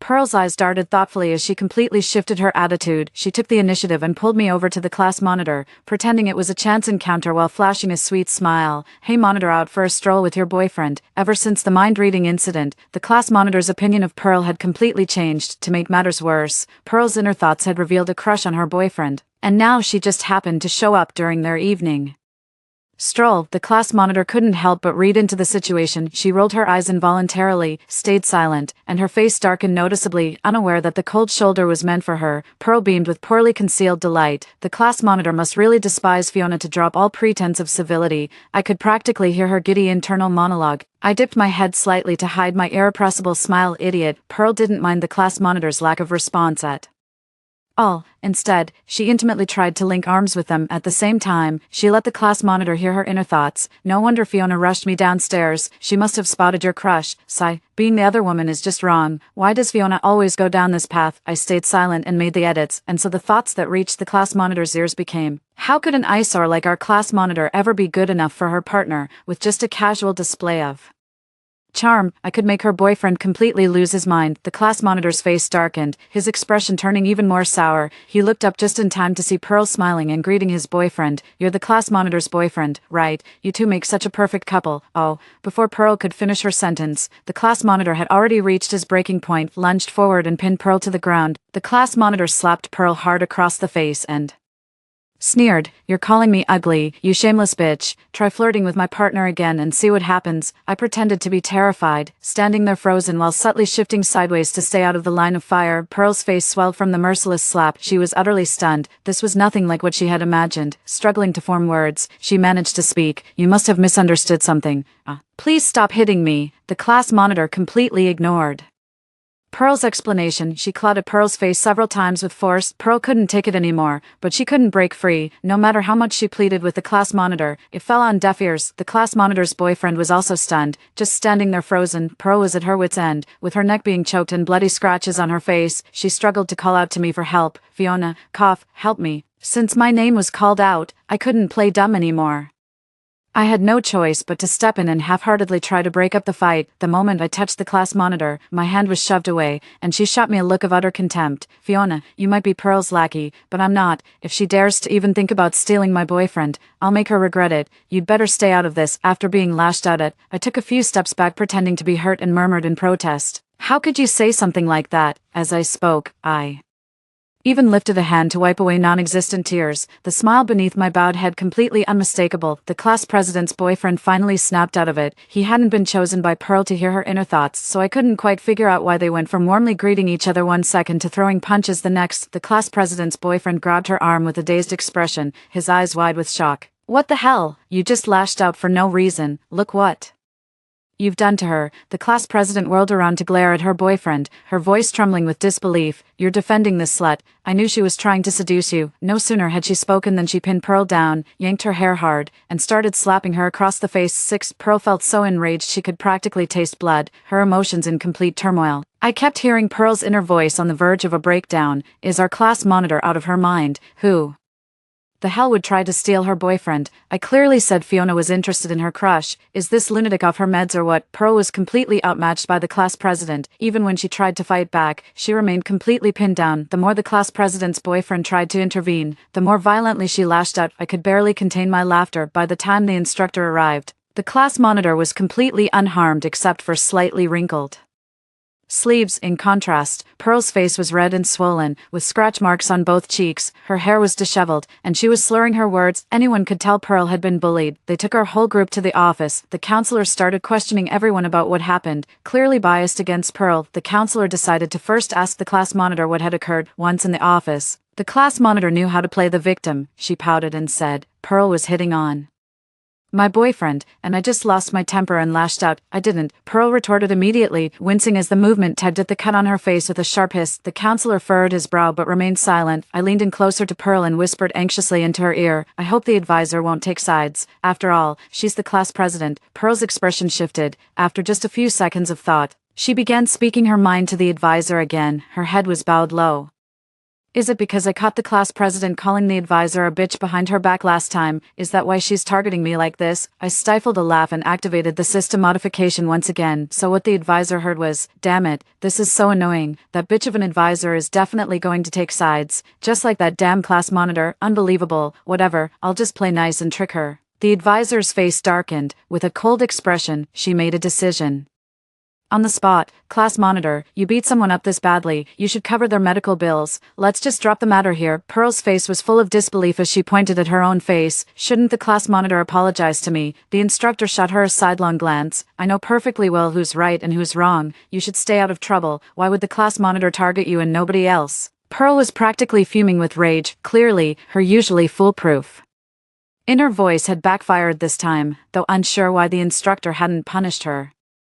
The class monitor was quite pleased with how things turned out. After leaving the office, the class monitor took out some bills from her bag, tossed them in Pearl's face, and casually tossed out a remark, here, for your medical expenses. 7. Pearl was fuming with rage. Covering her face, she glared bitterly at the class monitor and his companion as they walked away. I could hear her inner thoughts, that bitch. Since she accused me of seducing her man, I'll make sure to give her something real to complain about. Just you wait. Suppressing a smirk, I helped Pearl pick up the scattered money from the ground, handed it to her, and said understandingly, Pearl, you'd better take this money and go get it checked out. Stunned by my remark once again, she dropped all pretense and shot me a venomous glare before snatching the money from my hand and hurrying away. Watching her retreating figure, a slow smile curved my lips. Absolutely priceless. Unfortunately, Pearl's plan to hit on the class president's boyfriend never got off the ground. This game has gone on long enough. It's time for the final act of revenge. Lately, Pearl felt like nothing was going her way. After the fallout with the class president, she finally realized many people were deliberately avoiding her, yet no one would explain why. When she asked for Pearl, troubles seemed to arrive in relentless succession, and just at that moment, I took her off campus. She was growing impatient. Why do you insist on dragging me off campus? My cheeks flushed as I pointed at a stout, heavy-set man smoking nearby and said, see that guy over there? I kind of like him, but I'm too shy to come see him alone. But he's so unattractive. Pearl followed my gaze, a flicker of disgust in her eyes before a sudden thought brightened her expression with a hint of delight. She quickly changed her tune, putting on a friendly face as she said with a smile, oh, I see. You should have said so earlier. No need to be shy. I'll help you out. A trace of mockery flashed in my eyes. This man was the very thug who had killed me in my past life. I've looked into it. This troublemaker's real name is Terry. He dropped out of middle school and spends his days loitering around the neighborhood, getting into petty theft and mischief. This time, I'm going to bring these two heartless monsters together. I put on a shy act, stomping my foot a little, but I'm too shy. Let's just walk by here a few more times over the next while. I want to watch him a bit, and once I've worked up enough courage, then I'll go talk to him. All right, Pearl readily agreed. Taking her time as she led me past Terry, she let her thoughts slip out loud enough for Terry to hear. So this is the guy Fiona likes. She's always telling me how handsome she thinks he is. Now that I see him, they do seem like a perfect match. Terry instinctively looked up with a cigarette in his mouth, scanned the area for a few seconds, then his lecherous gaze landed on Pearl. And me, afraid Terry might mistake our identities. Pearl grabbed my arm and cooed in a sugary voice, "Fiona, don't you think the weather is lovely today?" I glanced at the gloomy sky with an amused smile, nodded in agreement, and called out her name in return. "You're absolutely right, Pearl." After all, I immediately changed what Terry heard to, "That smoking guy is so hot and dangerously charming. He and I, Pearl, are literally made for each other. How can I get his attention? Will he notice me if I show up in front of him a few more times?" Even as we walked away, we could still feel that intense gaze fixed on our backs. Pearl's excitement was written all over her face. Her emotions were running so high that I could hear her vicious inner thoughts again. That man looks like bad news. He should latch onto Fiona and ruin her reputation for good. I took mental note of her venomous scheme. A smile played on my lips. My expression relaxed. I even felt like humming a tune. We'll see whose reputation actually gets ruined. Just like in our past life, Pearl made a habit of dragging me along to appear frequently in front of Terry. Every time we passed by, she'd use her inner voice feature to confess my feelings for Terry on my behalf. Of course, I'd always thoughtfully change the protagonist's name back to Pearl's. In the dorm, she would occasionally remark on how perfect Terry and I were for each other. Whenever she did, I couldn't be bothered to respond properly, so I'd just lower my head and pretend to be shy. Pearl was even more pleased. She was so thrilled that her inner thoughts echoed loudly in my mind. Perfect. I looked into this troublemaker. He's into petty theft every day, has violent tendencies, and even tried to harass female students walking by before. Pearl was so delighted she could barely contain her laughter, continuing to imagine the scenario in her mind. If Fiona ends up with someone like that, her life will be completely ruined. Ha ha ha ha. Her good fortune will ultimately be mine after all. Seeing how happy Pearl was, I couldn't bring myself to tell her the truth. She's the one who has made a lasting impression on Terry during this time. A few more days passed, and Pearl, counting the time, felt the moment was about right. Having learned that Terry would be off campus today, she suddenly suggested we take a walk outside the school in the evening. I raised an eyebrow and asked her in return, "It's so late. Are you sure you want to go out?" Pearl nodded without hesitation. Worried I might refuse, she tugged at my arm coquettishly. "I suddenly really want to grab some snacks from the street food stalls outside campus. Please come with me." I decided to give her another chance and confirmed with her once more. "Do we really have to go out? Can't we just order delivery?" Pearl blinked her eyes and tugged at my arm. "Oh, come on, let's go." "All right then, let's go." I nodded in reluctant agreement, glancing sideways at Pearl's beaming face. I kept my expression blank. "Don't blame me then. She chose this path herself. I already gave her a chance." Pearl kept walking with purpose, leading me straight to Terry's usual hangout spot. Just then, we spotted Terry stumbling out from the roadside, completely drunk. Pearl's eyes lit up as she grabbed my arm and hurried over. Just as expected, Terry's gaze locked on us with a leering grin. Under Pearl's expectant gaze, Terry lunged forward and swept her into his arms. Pearl looked utterly bewildered. This was unfolding completely differently than she'd imagined. Terry brought his alcohol-tainted mouth close to Pearl and teased, "Did you come out here just for me, big brother? Are you insane? I don't even know you." Pearl struggled violently, but Terry mistook it for playing hard to get. "Stop pretending. I know exactly what's on your mind. You're head over heels in love with me." Terry's face was slick with grease. He let out a belch, his eyes glinting with ill intent. Pearl struggled in vain, casting a pleading look my way. But I just covered my mouth, shot her a look of shock and disappointment, stamped my foot, and turned to flee. Fiona, come back. Let go of me. Stop touching me. The one who likes you is the girl who ran away. You've got the wrong person." I pretended to leave, but actually hid nearby to watch. Pearl let out a sharp cry, her entire body screaming rejection. Terry turned a deaf ear and tried to force a kiss. A faint smile touched my lips as I watched the whole farce unfold. Fueled by alcohol, Terry's behavior grew increasingly inappropriate, but Pearl was no match for his strength and could only scream in frantic desperation. Seizing the right moment, I calmly took out my phone and called the police for Pearl. By the time the police arrived, Terry had already kissed and groped Pearl, stopping just short of the final violation. It was Pearl's own fault for choosing such a desolate, isolated spot. With tears streaming down her face, she pointed frantically at Terry and screamed At the police, arrest him, execute him, and Fiona too, they were in on this together to set me up. She was speaking incoherently. The officer scanned the room and asked who had called the police. I stepped forward, partially covering my face with a feigned look of fear, and replied, "It was me. I'm just so worried about my roommate." Pearl's accusation instantly fell apart. If I'd wanted to harm her, why would I have helped her call the police? Her emotions had finally settled a bit by then. Pearl seemed to realize at last that I was behind everything that had happened, but all she could do was glare at me helplessly with pure resentment. After all, it was Pearl who suggested going out so late at night. The only thing I did wrong was running off and leaving her there, but then I called the police and saved Pearl. No one could possibly blame me for what happened. By the time we reached the police station, Pearl had collected herself. Still slightly breathless, she demanded that Terry be severely punished. In the end, Terry was sentenced to 5 days in detention for public disorder. After learning about Terry's outcome, Pearl focused all her attention on me. She stared at me with cold eyes, completely oblivious to Terry's venomous glare. I scoffed. Did she really think this was over? Terry holds grudges. Back in the dorm, Pearl suddenly slapped me without warning. I leaned my head back, a faint smirk tugging at the corner of my mouth. Smack! I grabbed her hand and pulled, then slapped her back with the back of my hand. Pearl covered her cheek, grinding her teeth in fury. "You bitch, how dare you fight back?" I sneered with contempt in my eyes. "What, you expect me to just stand here and take it?" Pearl's chest heaved with rage, fire blazing in her eyes. She took a deep breath, forcing down her anger as she brought up another matter. The class monitor suddenly accused me of trying to seduce her boyfriend. "That was your doing too, wasn't it?" I didn't even try to deny it, instead admitting with a grin, "Yeah, you finally figured it out. I had a hand in today's incident too." I could see Pearl was on the verge of fuming with rage. That only made me happier. She was biting her lower lip so hard. "Let me tell you, Fiona, this isn't over." I scoffed without responding, silently thinking to myself, "You don't get the final say. This matter will be over soon." With all pretense of civility gone, Pearl refused to keep sharing the dorm with me. She packed her things to move out temporarily. Before leaving, her expression turned vicious. "Just you wait." I smiled without saying a word. Too bad Pearl will never live to see the day she gets her revenge on me. After moving out, she became completely consumed with plotting revenge against me. She'd completely forgotten about Terry, who got detained because of her. Once Terry was released from detention, I started keeping close tabs on his movements. Just as I expected, within 2 days he was dead drunk, exactly like in his previous life. They caught Pearl, who was walking alone on her way back to her residence. Pearl's mouth was tightly covered, and she kept making muffled MMPH sounds. Just as she was about to be dragged into the alley, I revealed a faint smile and stepped up from behind a tree in the distance. Pearl clearly spotted me, her eyes widening in shock. She fought back desperately, but it was futile, only fueling Terry's rage further. Then, in that alley, she relived every horror I'd endured in my past life. Half an hour later, Terry stumbled out of the alley wild-eyed and panic-stricken, but in his panic, he kept running with his head down, completely unaware of the approaching vehicle. Crashed. Terry was sent flying, bleeding profusely from his head, and died instantly.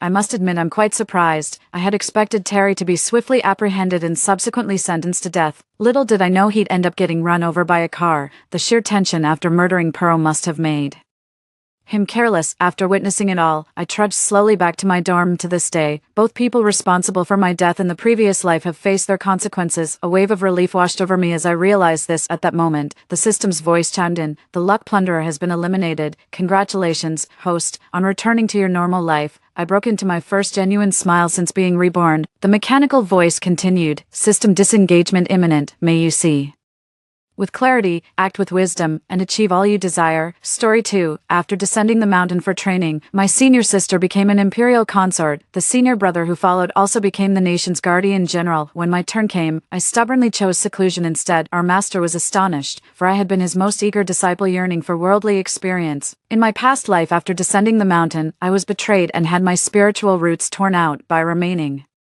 with the sect. This lifetime, I became the master's sole true disciple and heir apparent. That day, imperial envoys arrived at our sect seeking the master's help to locate someone. Sect Master Wendian, might you help us find a woman named Ember? But he never knew. The scroll slipped from my grasp, scattering across the ground and stirring up a cloud of dust. The man I'd been avoiding for 15 years had somehow tracked me down. He was the love of my past life, yet he carved out my spiritual core just to save his precious moonlight. But in this lifetime, I never descended the mountain to meet him. Lyra, come help the envoy look for it. My master had lost all his cultivation and spiritual power, so he could only call upon me. I forced composure and nodded in agreement. Can't the sect leader come himself, sending a disciple to brush me off? Kieran's question was just a facade. He was already seething with anger. Having spent 5 years by his side, I knew his temperament all too well. This Old man is indisposed and unable to perform the ritual.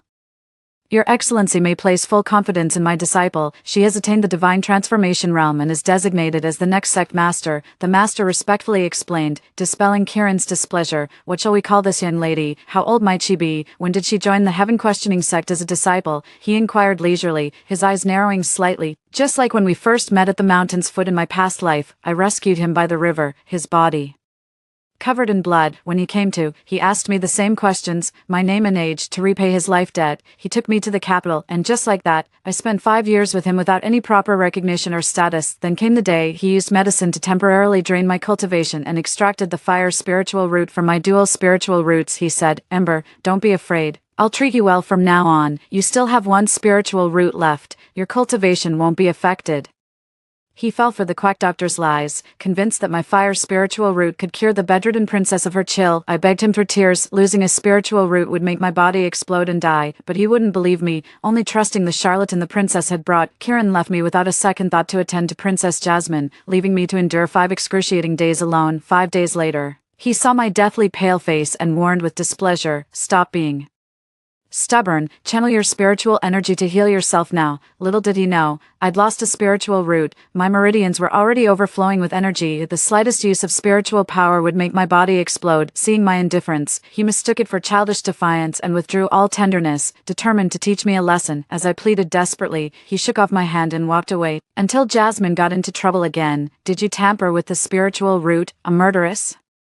Glint flickered in his eyes. I'd never seen him like this before, lying weakly on the bed with profound sorrow in his gaze. Kiran, after 5 years by your side, is this really how you see me? Instead of rekindling his affection, my words only earned me a knife at my throat. Then why did Jasmine develop a persistent fever after using your spiritual root? The sorcerer said you tampered with the spiritual root. I shook my head in denial. I didn't. Kiran, you have to believe me. He let out a cold snort. I trusted you before, but now you've betrayed that trust. I stood frozen in panic as his icy demeanor suffocated me. While I was desperately trying to prove my innocence, he stabbed at me again. The sorcerer said only by extracting this last spiritual root from you could Jasmine's fever break. This is your debt to her. As the final spiritual root left my body, I felt my life force draining away. Then came the endless, soul-rending agony, yet somehow, the heartache cut deeper through the crack in the door. I saw Jasmine flashing me a smug grin where Kiran couldn't see. I wanted to tell Kiran, but the pain had stolen my voice. I was locked in the room, stripped of all freedom. They brought me medicine every day, but no remedy could save me now. But after that day, I never saw Kiran again, until his guards came to deliver medicine once more. When I told them I was pregnant, I'd hoped for Kiran's mercy, but all I received was a bowl of abortifacient. His guards delivered the message in his stead. He said, there will be other children, but if anything happens to Jasmine, the queen will have the entire Kiran family buried with her. In despair, I was forced to drink the abortifacient, blood pooling on the ground around me. When I opened my eyes again, I found myself reborn to the time before my mountain descent training. From that moment on, I resolved to stay with the sect and keep my distance from Kiran. So when my master told me, Lyra, it's your turn next month to descend the mountain for training, I shook my head like a rattle drum. No way, the mortal world's too complicated. The master pressed further. Weren't you the most eager to descend the mountain for your trials? How else would you find your birth mother if you don't go down? Birth mother, why bother searching when you've already been abandoned? I won't go. I'll stay at the sect for secluded cultivation, though I don't know why I was reborn. Being able to stay peacefully at the sect is enough for now, but I never expected that even without provoking Kiran myself, he actually sought me out himself. Just as I was pondering why Kiran had memories from a past life, my master's voice snapped me out of my reverie to, Lyra, the envoy is speaking to you. I lowered my gaze and answered Chuanjo in a hushed voice. My name is Lyra. I'm 18 now, raised in the sect since childhood and never left. I took a deep breath and lifted my head to meet his piercing gaze. Kiran narrowed his eyes slightly and nodded thoughtfully. Then I'll trouble Miss Lyra to find someone for me. I acknowledged with a nod and began rummaging through the dimensional pouch for spellcasting components, but the moment my hand entered the pouch, Kiran abruptly grabbed my wrist. He stared at the dimensional pouch and asked, where did you get that spatial pouch? The pouch bears my unique peony seal, imprinted with my spiritual consciousness. I forgot. When I was Ember, I used this same dimensional bag. It was a prize from the recent psych tournament. I tossed out a white lie and met Kiran's probing gaze with calm composure. After a moment, he released his grip. I went back to rummaging for props. Suddenly, a sword's intent surged from behind. Instinctively, I conjured a wooden barrier with my sylvan energy to block it. Then I froze him solid with my glacial energy. I demanded, what is the meaning of this, Your Excellency? He didn't answer me, only muttering to himself, Ember possesses fire and earth. Spiritual roots. While you have wood and ice spiritual roots, you're not her. Considering his status as an imperial envoy, I had no choice but to release the ice binding his feet. He staggered back several steps, his fierce aura completely dissipated. Though I don't understand why he retains memories from past lives, I only wish to sever all ties in this lifetime. Karen's memory was correct. In my past life as Ember, I did possess both fire and earth spiritual roots, but what he didn't know was that I actually had mixed spiritual roots. Back then, only my fire and earth roots had developed, the others hadn't fully manifested yet. Little did I know, this became his way of testing me. I gathered the ritual tools, arranged the magic circle, and channeled my spiritual energy. Minutes ticked by, yet the formation revealed no trace of the person Kieran sought. I gave him a look that said, "See for yourself. As you can see, there's no such person in this world. The Ember you're looking for doesn't exist," veins bulging on his forehead. Kieran shattered my formation with a single kick. "Impossible, she's my fiancée, we've been together for 5 years, how could she not exist?" I looked up at him and asked, "If she served as the envoy's companion for 5 years, when did she leave? Did she leave any letters? Do you have any of her belongings?" Kieran was at a loss for words, a smirk played on my lips as I crouched to store the props in my spatial pouch. Feeling considerably lighter, "Young master, the Grand Princess has arrived at the Heavenly Inquiry Sect." Hearing that, Kieran hurried away. I watched his retreating figure until he was out of sight. The moment Jasmine's name is mentioned, he drops everything and rushes to her without hesitation, clenching my fists. That fleeting satisfaction was quickly replaced by seething resentment. I crushed the farewell gift he left behind. "Kieran, you walked right into this yourself. Don't blame me for playing rough." "What did you just call me? How do you know that name?" Kieran suddenly appeared in the doorway. Kieran slowly stepped back into the hall, one deliberate pace at a time. "I never told you my name. How could a maiden who's never left these mountains know what to call me? The moment you saw me, you were so flustered you could barely hold your scrolls steady. Speak, who are you really?" His paranoia made him sense something amiss from a mere form of address. 3. My master concealed my true age, while I used my spiritual roots to evade his probing. To my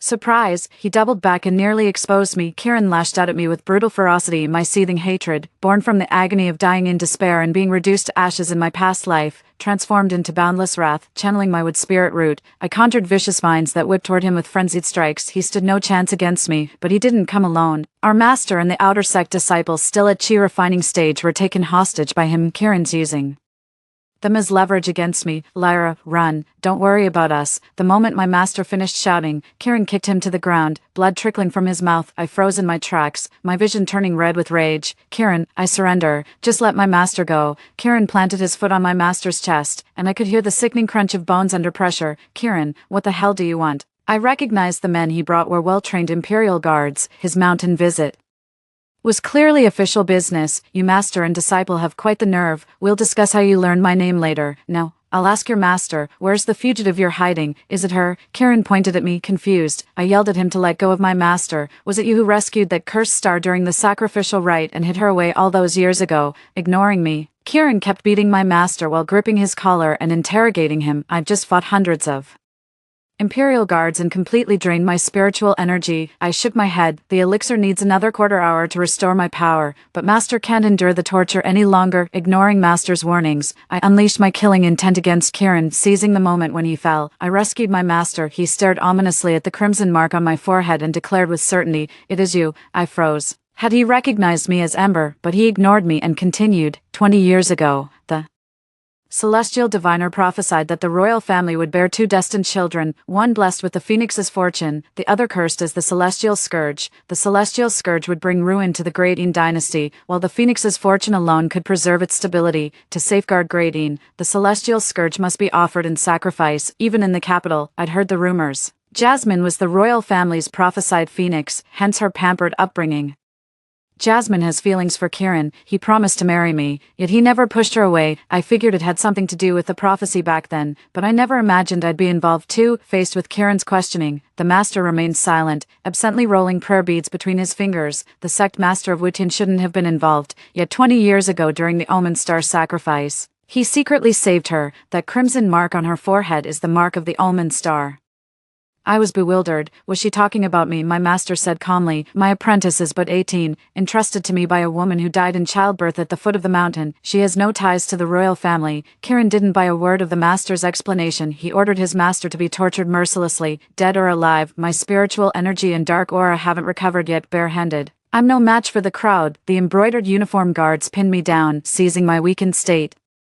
Kieran ordered his men to brutally break my limbs, watching my master hanging by a thread. I pleaded with him through tears, "Kieran, don't kill my master, take me back instead to fulfill your mission. I'll give you anything, my fire and with spiritual roots, even my life if you want it." Hearing this, Kieran immediately ceased torturing my master, then he shoved aside the 2 Imperial guards pinning me down. Cradling me gently in his arms, he fed me a restorative elixir. His voice trembled with both anguish and joy. "Ember, is it really you?" I coughed up blood, my breathing faint as a whisper. "Spare my master." After a moment's hesitation, Kieran ordered his men to release the master and other disciples. "Ember, I've finally found you. You recognized me long ago. Why didn't you reveal yourself? Are you still mad at me?" Kieran held me like a precious treasure, refusing to let go, but bound by duty. He had to take me back to the capital and deliver me to the Empress. After my repeated pleas, he finally allowed me to bid farewell to my master, supported by an outer disciple. My master stubbornly grasped my sleeve. "Don't go to the capital," he pleaded. I had no desire to go either, yet the capital held answers to too many secrets. After settling sect affairs and arranging care for my master, I departed with leaden steps by the carriage. Jasmine clung to Kieran's side, her face alight with excitement. This scene nearly made me lose track of what year it was. "Ember, the carriage is ready with your favorite pastries inside. Go ahead and rest now." Kieran hurried over, took my luggage, and gently guided me toward the carriage. After taking the medicinal pill, most of my injuries had healed and I was out of danger, yet he still took great care of me with utmost gentleness. Jasmine followed, tilting her head with a coquettish tone, her eyes flashing hostility. "Brother Kieran, is this woman the one Mother Queen seeks? Why are you being so kind to her?" She had no memories of past lives, no recollection of who I was, yet that didn't stop her from disliking me. The memory of her ordering Kieran to gouge out my spiritual roots came flooding back, and I could barely contain the surge of hatred. The moment I stirred, Kieran silently pinned my hand and effortlessly lifted me into the carriage. "Jasmine, take the other carriage." Jasmine stamped her foot defiantly, refusing to leave as she made to board after us. Jasmine was originally infatuated with the Grand Tutor's son. They nearly married by imperial decree until his affections strayed, forcing her to refocus her attentions on Kieran. She once flaunted Kieran's jewelry gifts at my bedside, claiming she'd have married into the Kieran family long ago if not for me, yet now it seems even without me, she never became Kieran's bride. Suddenly, I shot her a taunting smirk, her eyes blazed with fury. "What do you mean by that? Looking to die?" Kieran's expression turned icy as he gestured, prompting someone to escort Jasmine away. Feeling thoroughly bored, I retreated back into the carriage. I dozed off. During the journey, and unbidden memories of the past surfaced in my mind. Already drained of my spiritual roots and cultivation, the abortion potion left me hovering at death's door. Perhaps death would be kinder. This mortal world is too cruel. If there's an afterlife, I swear never to know Kieran again, nor set foot in the capital. I watched helplessly as his personal guard set my chamber ablaze. Not a soul in the vast Duke's manor came to douse the flames, clear proof this was done by design. In my final fading moments, my consciousness burned with hatred for Kieran and the bitter resentment of dying like this. To my surprise, my consciousness flickered back to clarity one last time. Suddenly, it all came rushing back to me. My spirit drifted through the halls of the Skyward sect, overhearing my master and fellow disciples in conversation. My master exhausted his cultivation to bring me back to life. My senior brothers and sisters weren't planning to descend the mountain until our master sacrificed 10 years of his lifespan in divination to change their minds. Those who vowed to stay above worldly affairs stepped into the mortal realm for my sake. Tears welled up in the corners of my eyes. They kept all this from me, just so I could live peacefully within the sect, yet fate had other plans. Kieran still managed to find me. I failed my master's sacrifices. Lost in dreams I refused to wake from. "Brother Kieran, push her away now. Your hand will be ruined if this continues." The noisy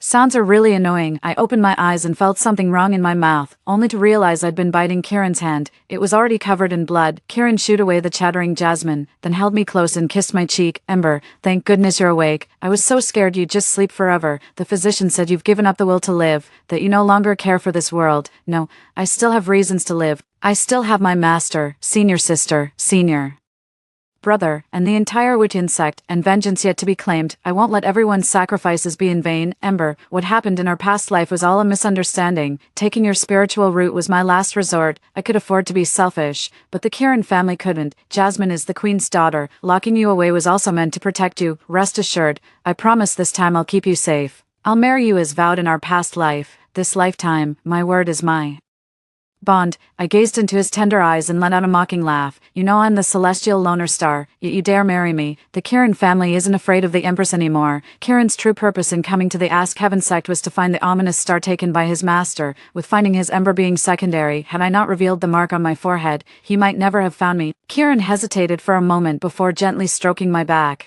The Queen wishes to see you, but not with ill intent, otherwise she'd have ordered your immediate execution at Wentian sect. If you marry me, what about Jasmine? I tilted my head to look at him. My question made him overjoyed. He took it as proof I still cared. He sighed helplessly. Jasmine may be a bit spoiled, but she's not inherently bad. She just mistook sibling affection for romantic feelings. I scoffed. Wasn't she your white moonlight? He froze, then shook his head. You've always been my true white moonlight. I only treated her kindly because she's the crown princess, so please don't make things difficult for her. I promise I'll never hurt you for her sake again. I scoffed in disdain, turning away and shutting my eyes to ignore Kieran's arrogant remarks. Kieran mistook my silence for agreement, treating me with the same tenderness as during our closest moments in past lives. Jasmine tried stealing Kieran away by feigning illness, but after failing repeatedly, her tricks stopped working. She had no choice but to change tactics. Kieran and I were having tea in the pavilion when she came rushing over eagerly to apologize. Sister Ember, Jasmine was wrong before. Jasmine begs your forgiveness. Jasmine is willing to live in harmony with Sister Ember, and perhaps even share a husband in the future. If it comes to that, she was being extremely deferential, gazed at Kieran with the most innocent doe eyes. Kieran bought it, hook, line and sinker, for nothing kills like helpless laughter. That single sentence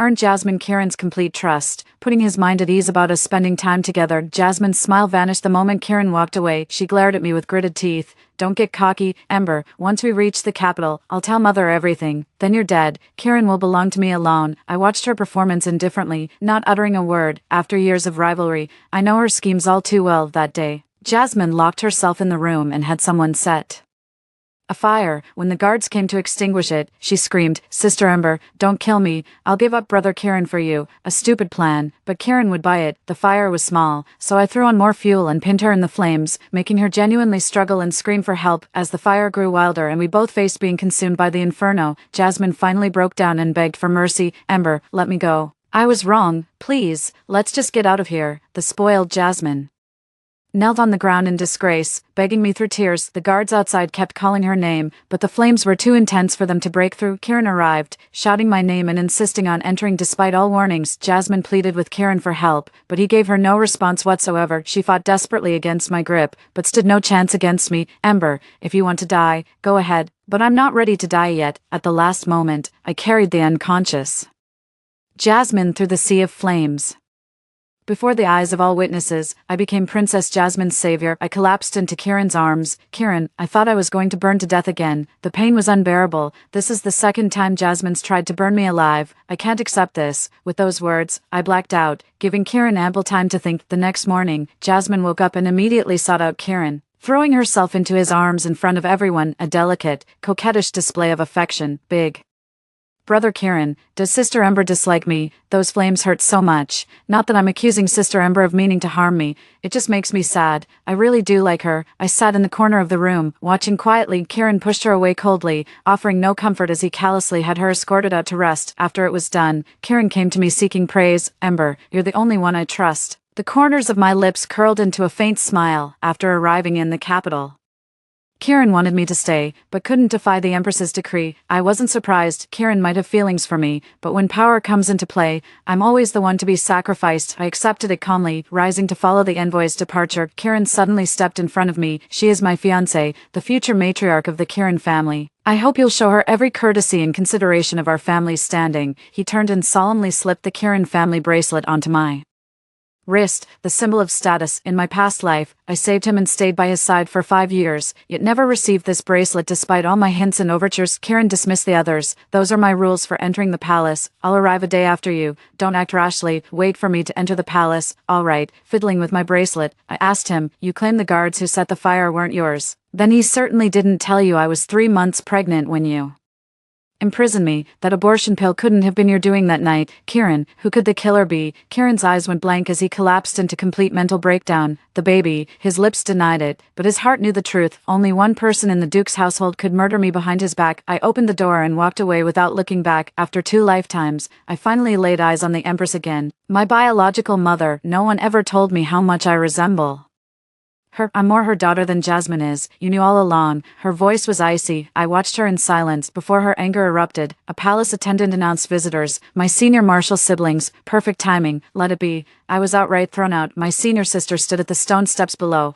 I rushed into her arms. Upon counting, a full decade had passed since we last met. I leaned heavily on her shoulder. Weeping from the palace halls all the way beyond its gates, she comforted me gently, murmuring, "Don't be afraid," over and over. Two simple words put my heart at ease. Our senior brother is waiting outside with us. They say he's now the nation's top general, yet here he is driving our carriage. When I asked about our senior sister, she remained silent, simply escorting me out of the palace to comfortable lodgings. Kieran rushed back to the palace just half a day late to report his journey to the Empress. He wanted to see me, but my senior brother stopped him outside my residence. My senior brothers and sisters said everything would be settled at the Empress's birthday banquet. By perfect timing, I only stayed in the capital for 3 days before the birthday banquet arrived. I was summoned to the banquet by unnamed authority. My senior sister refused to reveal who issued the command. The Queen's birthday banquet was a grand affair, with the Emperor himself presiding and all court officials offering congratulations. Jasmine, who had been nestling beside the Queen, sprang to her feet the moment she spotted me. "Mother, this is the woman Brother Kieran brought back from the heaven-questioning sect, the child supposedly taken from the sacrificial rites by their former sect leader. She's vicious at heart, consumed by jealousy over my closeness with Brother Kieran. She schemed against me relentlessly throughout the journey, even attempting to burn me alive. Thankfully, my phoenix destiny protected me from calamity. Otherwise, Mother Queen would have lost her daughter forever." The high-ranking ministers were privy to the celestial prophecy made by the diviner years ago. They exchanged knowing glances before lowering their heads in feigned ignorance. The bewildered officials exchanged confused looks. The Queen gazed at Jasmine with doting affection. "How would you like to handle this, my dear? Your father dotes on you most. If you plead with him, he'll surely grant your wish." Hearing this, Jasmine turned to the Emperor and repeated the plea through tearful sobs, demanding my immediate execution. The Emperor frowned slightly and summoned me forward. Jasmine smirked triumphantly, mouthing the words, "You're dead." The Emperor appeared gentle in demeanor, yet his gaze was the most piercing. "You wish to kill Jasmine?" the Emperor asked me. Kieran rushed forward, forcing me to kneel and pressing my head down to prevent me from looking up. "Your Majesty, it's all a misunderstanding. Ember saved Princess Jasmine that day. The royal guards can vouch for this." The Emperor dispatched investigators. Jasmine pouted. "Father doesn't believe me. Your daughter would never lie. Have you forgotten who I am?" The Emperor smiled cryptically. "Oh, and who might that be?" Jasmine froze, about to declare herself the dynasty's lucky star, but swallowed her words under the Emperor's piercing gaze. She turned to the Queen for help, who slowly shifted her gaze to Kieran. "She insulted a royal princess. There must be consequences. What say you, Kieran?" Kieran nodded repeatedly. "I shall take the punishment in my fiancé's stead." A crowd putting on an affected performance I couldn't bear to watch, forcing my head up as I shoved Kieran away. "What business is it of his?" At that moment, the senior disciple stepped forward and declared, "I know Lyra's true identity. She is the firstborn princess of Her Majesty the Queen, the rightful heir to the title of eldest princess." The revelation sent shockwaves through the assembly. Jasmine slammed the table and rose to her feet, pointing accusingly as she shouted, "Impossible. The Queen Mother has no daughter but me." The Queen carried her child for 10 months without concealment. Every minister present knew of the eldest princess's existence, yet none dared inquire about the princess's whereabouts. They simply obeyed the Queen's decree, addressing her as Crown Princess Jasmine. My senior brother's words were no baseless claim. He held concrete evidence. "The evidence is irrefutable." The Emperor spoke first. "Come here, child. Let your father have a look at you." Seeing his stance, the ministers followed suit in congratulating my return. The expressions of the Empress and Jasmine grew increasingly unpleasant. Jasmine snatched the sword from the guard and swung at me. "The oracle decreed it's either you or me. We cannot coexist." I dodged effortlessly, but Kieran took the blow instead, leaving a gash from Jasmine's strike. Jasmine pointed at Kieran. "Why defend her? You were meant to be my husband. You promised the Queen Mother, only by wedding me would the Kieran family secure eternal prosperity." 5. Like a madwoman, Jasmine blurted out a shocking truth in her unrestrained rage. "The imperial harem shall not interfere in state affairs. Not only the Kieran family, but other noble houses have also struck deals with the Empress." The Empress shattered her cup and rose to her feet, chin held high. "Is His Majesty's little performance meant for me?" In an instant, chaos erupted throughout the hall. I was about to seize the moment and kill Jasmine, but my senior brother pulled me away. "Go protect your senior sister." Standing by my senior sister's side for a while, I realized she was perfectly safe and understood my senior brother's thoughtful intentions. Taking advantage of my senior sister's distraction, I charged back into the chaotic fray. The Empress grew too ambitious, overstepping her bounds until the Emperor's displeasure culminated in today's scheme using me as pretext. It was none other than the Emperor who demanded my presence at the birthday banquet. The rivalry between both factions remains deadlocked. Kieran being the Empress's lackey comes as no surprise. I slit my palm and drew the ritual array with my blood as the medium. The silvery moonlight was swallowed by dark clouds as a sudden gale extinguished all candles in the hall. Darkness enveloped the chamber, and the fighting ceased as if by unspoken agreement. Behind me, the spectral form of a gigantic peony gradually materialized, wreathed in towering flames. The firelight illuminated every face, revealing me casting spells from above. The Celestial Lone Star. It's the Celestial Lone Star. This is the signature magic of the Celestial Lone Star. I tilted my head toward the pitch-black night sky, sneering coldly. An eye for an eye. None who wronged me shall escape retribution, while others see blurry figures. My lifelong training lets me discern every face with crystalline clarity. As the crowd stood stunned, a crimson peony's phantom transformed into a blade, hurtling straight toward Jasmine. The blade plunged straight into Jasmine's chest. Jasmine let out a blood-curdling scream. Help, mother, save me, she's trying to kill me. I stabbed again, not a killing blow, but the gushing blood would finish the job. Amid the raging flames, I slit open her abdomen and ripped out her dantian, avenging the agony of my spiritual roots being gouged out in our past life. Finally, I flung her dantian at the Empress's feet. We're both your daughters. Why was it so easy for you to abandon me? I'd already left the capital. Why couldn't you just let me go? Why must I die? Only later did I realize that Jasmine's torture methods at the Kieran mansion were all orchestrated by the Queen's seduction. Back then, I posed no threat to the dynasty, yet she still sought to kill me and reduce me to ashes. I smiled leisurely, my tone dripping with menace. Your turn now, Queen. I traced arcane sigils with my fingers, hurling a fire spell that grazed the Queen's flank, though it appeared to miss. The strike wounded her nonetheless, and more crucially, tormented her psyche. You cursed star of calamity, you bring ruin upon this dynasty. You should have died long ago. My senior sister stepped forward. My junior is no harbinger of doom. The astrologer's prophecy never specified which child. The Queen retorted. Jasmine bears a golden mark on her forehead, while hers is blood red. Such an ominous sign can only mean she's a cursed loner destined for misfortune. The senior sister shielded the candle flame, staring steadily at the Queen as she enunciated each word. Your Majesty, have you heard of the Fire Phoenix? This crimson mark isn't the sign of a cursed loner,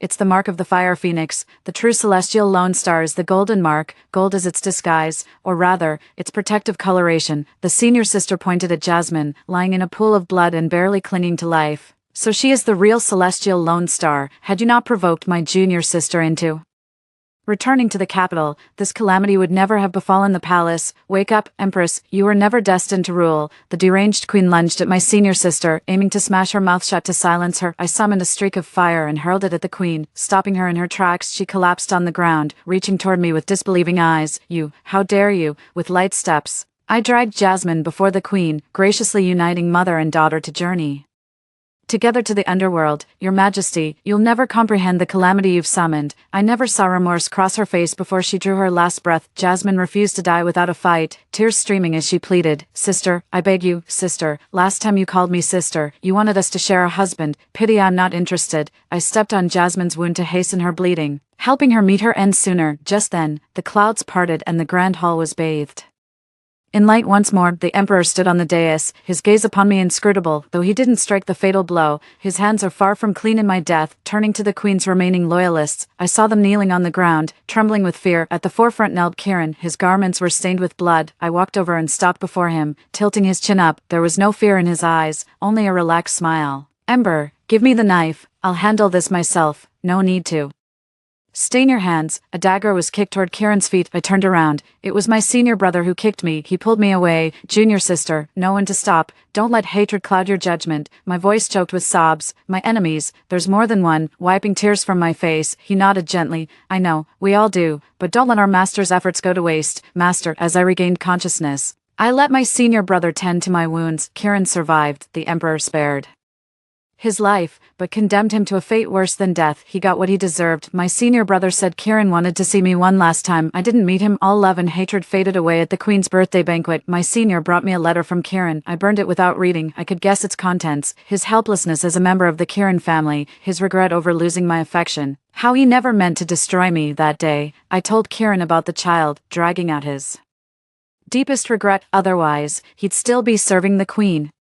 Entangled with Jasmine, dreaming of having his cake and eating it too, I returned to my residence in the capital to rest. My senior sister handed me a token before revealing the truth. The reason I could be reborn is that I'm the reincarnation of a phoenix, destined to rise from the ashes, but with my spiritual roots severed and meridians shattered. My master exhausted his cultivation to restore me. Granting me this second life, she descended the mountain to become an imperial consort, foreseeing my fate and laying groundwork in the capital for my sake. Likewise, my senior brother became the Grand Marshal solely to stand as my unshakable support. A day later, the Emperor summoned me to court. In my left hand I held the token from my senior sister, in my right the one from my master. Only the Emperor and I remained in the Grand Hall. My investigation confirms your senior sister spoke the truth. The Phoenix and the Fiend stand revealed. You are both my daughter and the kingdom's lucky star.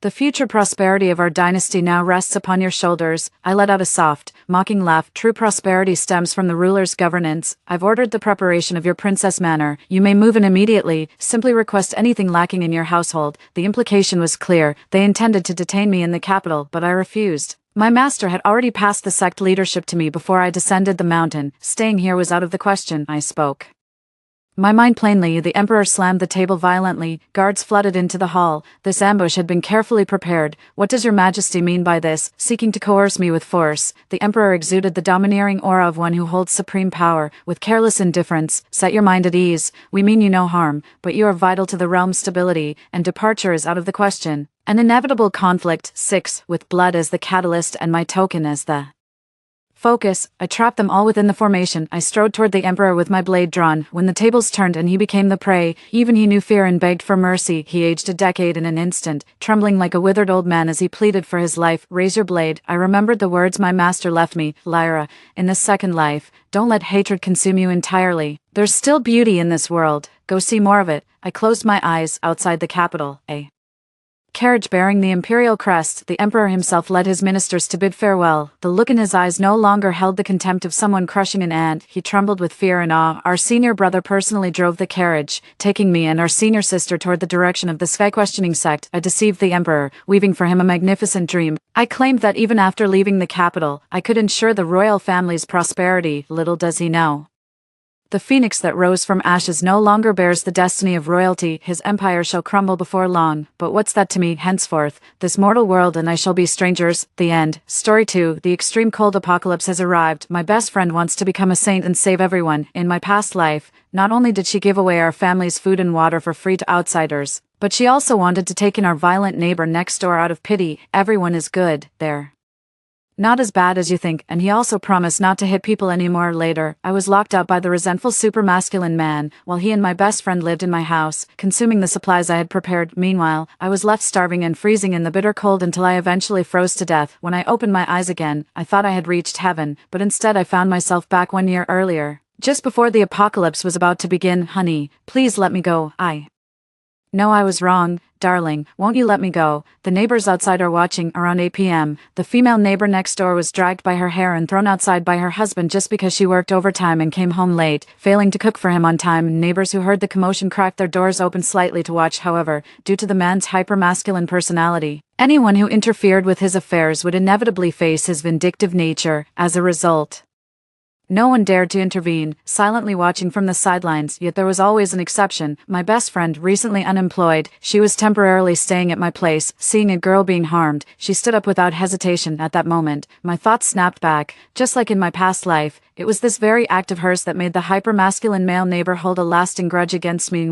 Before I could react, Marina had already rushed forward, helping Esme, who had fallen to the ground. To her feet then, with hands on hips, she knocked on the door while muttering incessantly, "What kind of man hits his own wife? What kind of man hits his own wife? Have you no shame? Don't you know domestic violence is illegal? I'm calling the police on you right now." As Marina's voice grew louder, the neighbors also heard what she was saying. The same scenario played out in the previous life. After rushing out, Marina positioned herself as the righteous enforcer, standing on the moral high ground and forcibly pressuring me to call the police. However, after the police were called, Esme, who had suffered domestic violence from Phoenix, told the officers that we were just playing around, fearing Phoenix's resentment. With those words, I, the one who called the police, became the center of controversy and naturally became Phoenix's primary target of resentment. Upon hearing about the police call, Phoenix could no longer sit still and immediately opened the door. He directly kicked Esme in.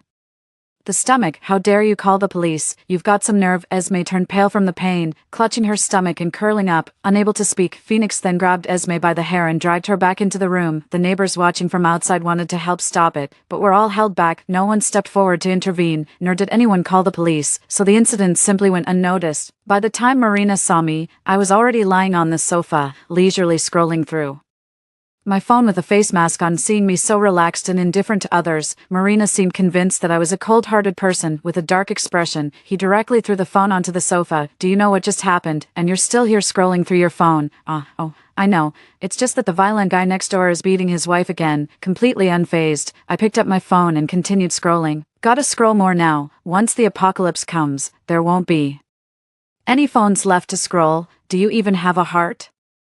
Marina said with a dark expression. Do you know how badly Esme was beaten just now? And here you are scrolling through your phone. I must have misjudged you. Clea, I never thought you could be such a cold and heartless person. After saying this, Marina immediately locked herself in her room. At this moment, I couldn't help but feel puzzled. What's there to be so proud about? You're still living in my house. If you care about them so much, why don't you buy a house yourself and live together after a While Marina left the room, while I remained lying on the sofa, leisurely scrolling through my phone. Marina seemed to have calmed down a bit, coming straight over to the sofa and sitting down. Then she questioned me. Why didn't you call the police just now? If you had called the police earlier, you could have saved Sister Esme from her misery. Hearing her say this, my eyes were filled with confusion. Don't you have your phone with you too? When trying to mediate a fight, wasn't that a phone you were holding in your hand? Wouldn't it be faster if you made the call yourself? Marina seemed to laugh in frustration. No way. If I call the police, what if Phoenix holds a grudge against me later? I couldn't help but snort coldly in my heart. So she knew herself that Phoenix wasn't someone to be trifled with. Yet she had said to me in our past life, the most important thing in living this life is to have no regrets. If you do regret, there will be no way to make up for it later. We're all women here. Are you just going to stand by and watch Sister Esme suffer domestic violence? It was only after her constant moral high ground PUA tactics in her past life that I inexplicably called the police. In the end, Phoenix held a grudge against me while she got off scot-free. Thinking of this, I suddenly felt a surge of anger. I mimicked the words Marina from my past life said to me. How could you do this? You actually didn't report it to the police just because you were afraid of Phoenix's retaliation, too. Letting Sister Esme step back into his hell again. You're being so selfish. Upon hearing my words, Marina could no longer maintain her composure. She stood up abruptly, slammed her phone on the table, and pointed at me.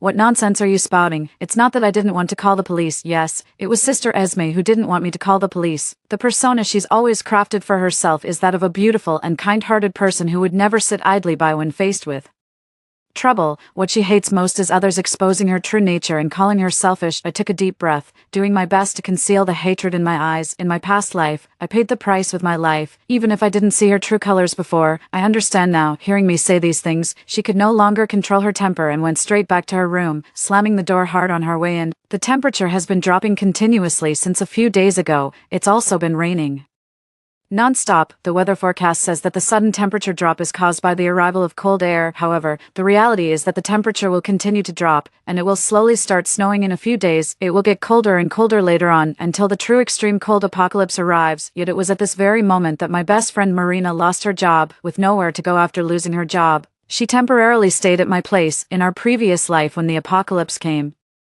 she insisted on saving the hypermasculine male neighbor next door, yet because he held a grudge against me, I was locked outside the door during that time. Although I kept asking Marina for help, but she said, Clea, these things are what you deserve. If you had been a little kinder, none of this would have happened. At the thought of this, overwhelming hatred rushed to my head. But not now. There are many ways to take revenge. I can't lose the greater for the lesser. Marina remained angry, probably provoked by my words, and didn't come out to eat even by evening. I couldn't be bothered to care about her, and even the meal I made was only enough for myself. In my past life, I always considered her my best friend. Even when she stayed at my place for extended periods, I never complained. Every time I cooked, if she hadn't returned, I would specifically wait to prepare food for her. This time I didn't pay her any attention and just scrolled through my phone while eating, simultaneously checking for nearby rental properties. I never expected such good luck. I found a house for rent in the nearby villa area that actually comes with a basement, which made me ecstatic beyond words. When the extreme cold apocalypse arrives, the basement will naturally function as a refrigerator, eliminating any worry about food spoilage while providing ample storage space. Seeing this,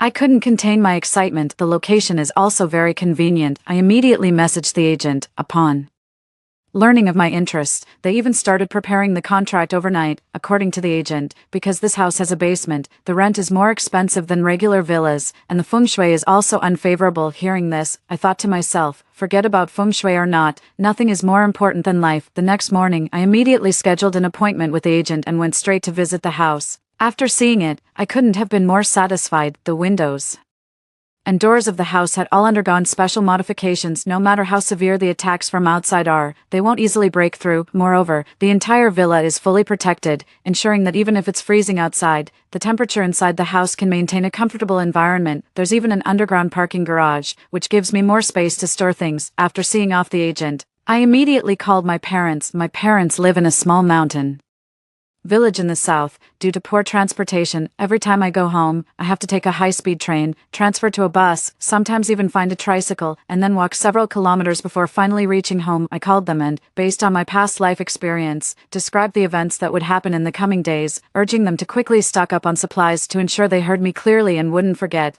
I also sent them a message, carefully listing the specific clothes and food they needed to prepare. After completing all this, I checked my phone. June 28th, if I remember correctly, in just 2 days, on July 1st, that terrifying, extreme cold apocalypse would arrive. The arrival of the apocalypse wiped out half the population in just one night. Fortunately, it's Sunday today, and tomorrow is a workday with fewer people around. Even if I stockpile a lot of supplies, it's unlikely to be easily noticed. With just 2 days left, I need to hurry with preparations, because on the evening 2 days from now, temperatures will suddenly plummet to around -40°C, then continue dropping slowly. No one knows how low it will ultimately go, nor how long this terrifying cold spell will last. The entire society will be forced to shut down. By then, money will become mere paper. Only food will hold real value as hard currency. Glancing at my bank balance, I see there's still 200,000 yuan left. Combined with various loan apps, I should be able to gather around 350,000 yuan. Water, food, daily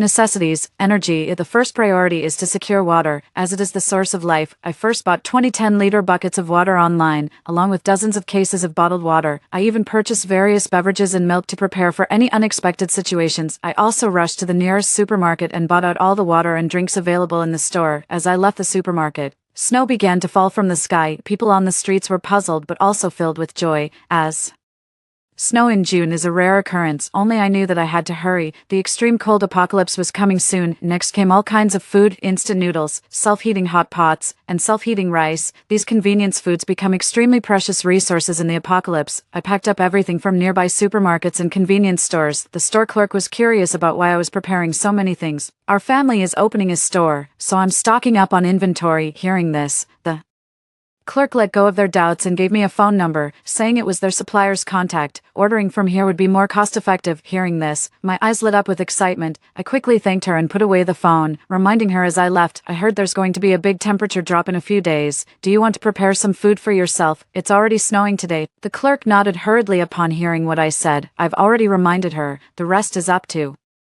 her. As someone who's helping her, I don't mind telling her that the apocalypse is coming and advising her to prepare more supplies, but I can't be too direct, or I might end up being sent to a mental hospital. The weather is getting colder, and news reports on phones show that foreign cities are already being covered by heavy snow, but soon after, this news was deleted, probably to avoid causing public panic. It seems time is getting increasingly tight. Realizing this, I couldn't help but speed up my stockpiling. Items like bread, chocolate, spam, compressed biscuits, and beef jerky, foods that can be stored long-term and provide substantial energy, became my top choices. I also prepared plenty of fruits and vegetables, and even some meat. After all, once the extreme cold apocalypse arrives, my basement will naturally turn into a natural freezer, and a deep freeze one at that. Finally, there were all sorts of daily necessities and medicines. I scoured most of the pharmacies and supermarkets in the city before finally gathering all the food and supplies on my list. There's also the energy issue. I directly purchased several generators and the fuel needed for them. With so many items, to avoid arousing suspicion, I had rented a large truck the day before. I loaded everything into the truck's cargo compartment. From the outside, nothing seemed amiss. After a whole day, my legs were trembling uncontrollably, but I didn't dare rest, constantly checking for omissions and fearing I might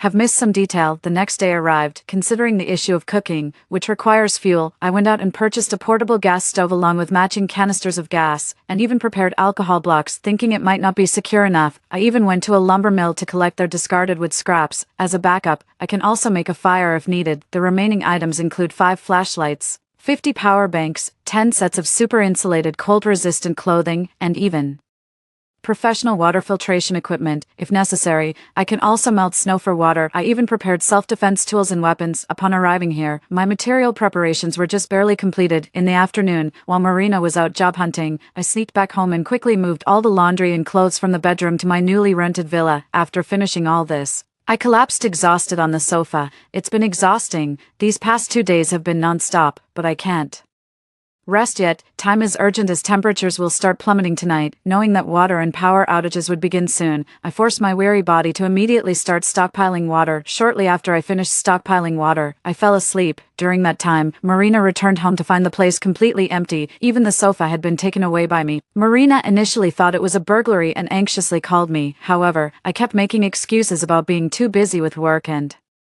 needing to stay at the company, avoiding going home. By the next day, the roads outside had begun to be gradually covered by snow, and the temperature started to plummet. The neighborhood chat group was also constantly complaining about the situation. Why is the weather so cold? Does anyone have extra blankets to sell? I'll pay 200, I'll buy 2. I offer 500, 3. Suddenly I received a phone call from Marina. I answered the phone, and she sounded anxious. Clea, how much money do you have? Can you lend me some urgently? I need it right now. What do you need the money for? Of course it's to buy things. Don't ask so many questions. I have my reasons. You'll thank me later. It was only when I heard these words that I sensed something was wrong. Could it be that yesterday's sudden temperature drop had given her a rebirth through freezing? Clea, hurry up. There's no time left. In a while, the temperature will get colder and colder, and the snow will fall heavier and heavier. Marina must be truly anxious, as she's even starting to reveal some information. It seems just as I suspected. Marina has also been reborn. Originally, I was still contemplating whether to spare her, because all those things were done by her past self. The current her hasn't committed those wrongs. Now that she's back and reborn, I won't hold back anymore. The temperature dropped rapidly, so much so that within just a few hours, the temperature on the phone needed to be updated again. The Meteorological Bureau also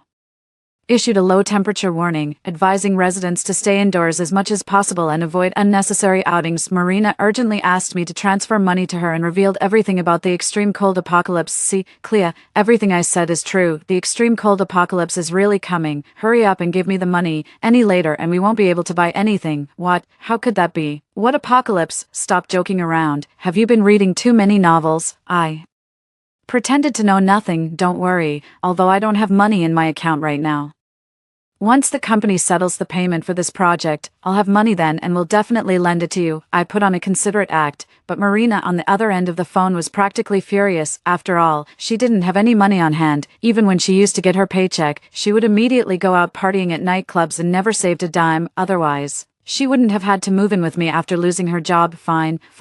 Clea, I really misjudged you. I never thought you were this kind of person. Hearing this, I couldn't help but think, I never expected you to be this kind of person either. You won't even lend me a few $1,000s. I must have been blind to have a friend like you. Then Marina hung up the phone with a bang. The temperature dropped faster and faster, and by afternoon it had already reached minus 45 degrees. Even through the window, you could see the icy wind carrying snow outside. Faced with the arrival of such extreme weather, the authorities also issued a notice requiring companies and schools to enforce mandatory holidays. As everyone was rushing home, I spotted a petite and familiar figure. It was Marina, out gathering supplies, but supplies aren't that easy to collect. Back in my previous life, I braved the cold to search for resources, only to find they'd already been bought up by a local tycoon. In my past life, desperate for food and water, I had no choice but to drive to remote supermarkets to buy provisions, though I succeeded. Prices had skyrocketed several times over normal rates. Meanwhile, Marina just waited in my room for me to bring her supplies. For gradually, people began noticing the supermarket's unusual state, and some even reported it in the neighborhood chat group. Initially, the property management tried their best to reassure everyone, saying the supermarket would restock soon, using this reason to prevent unrest. Then came the first night of the apocalypse, and the power supply was cut off. The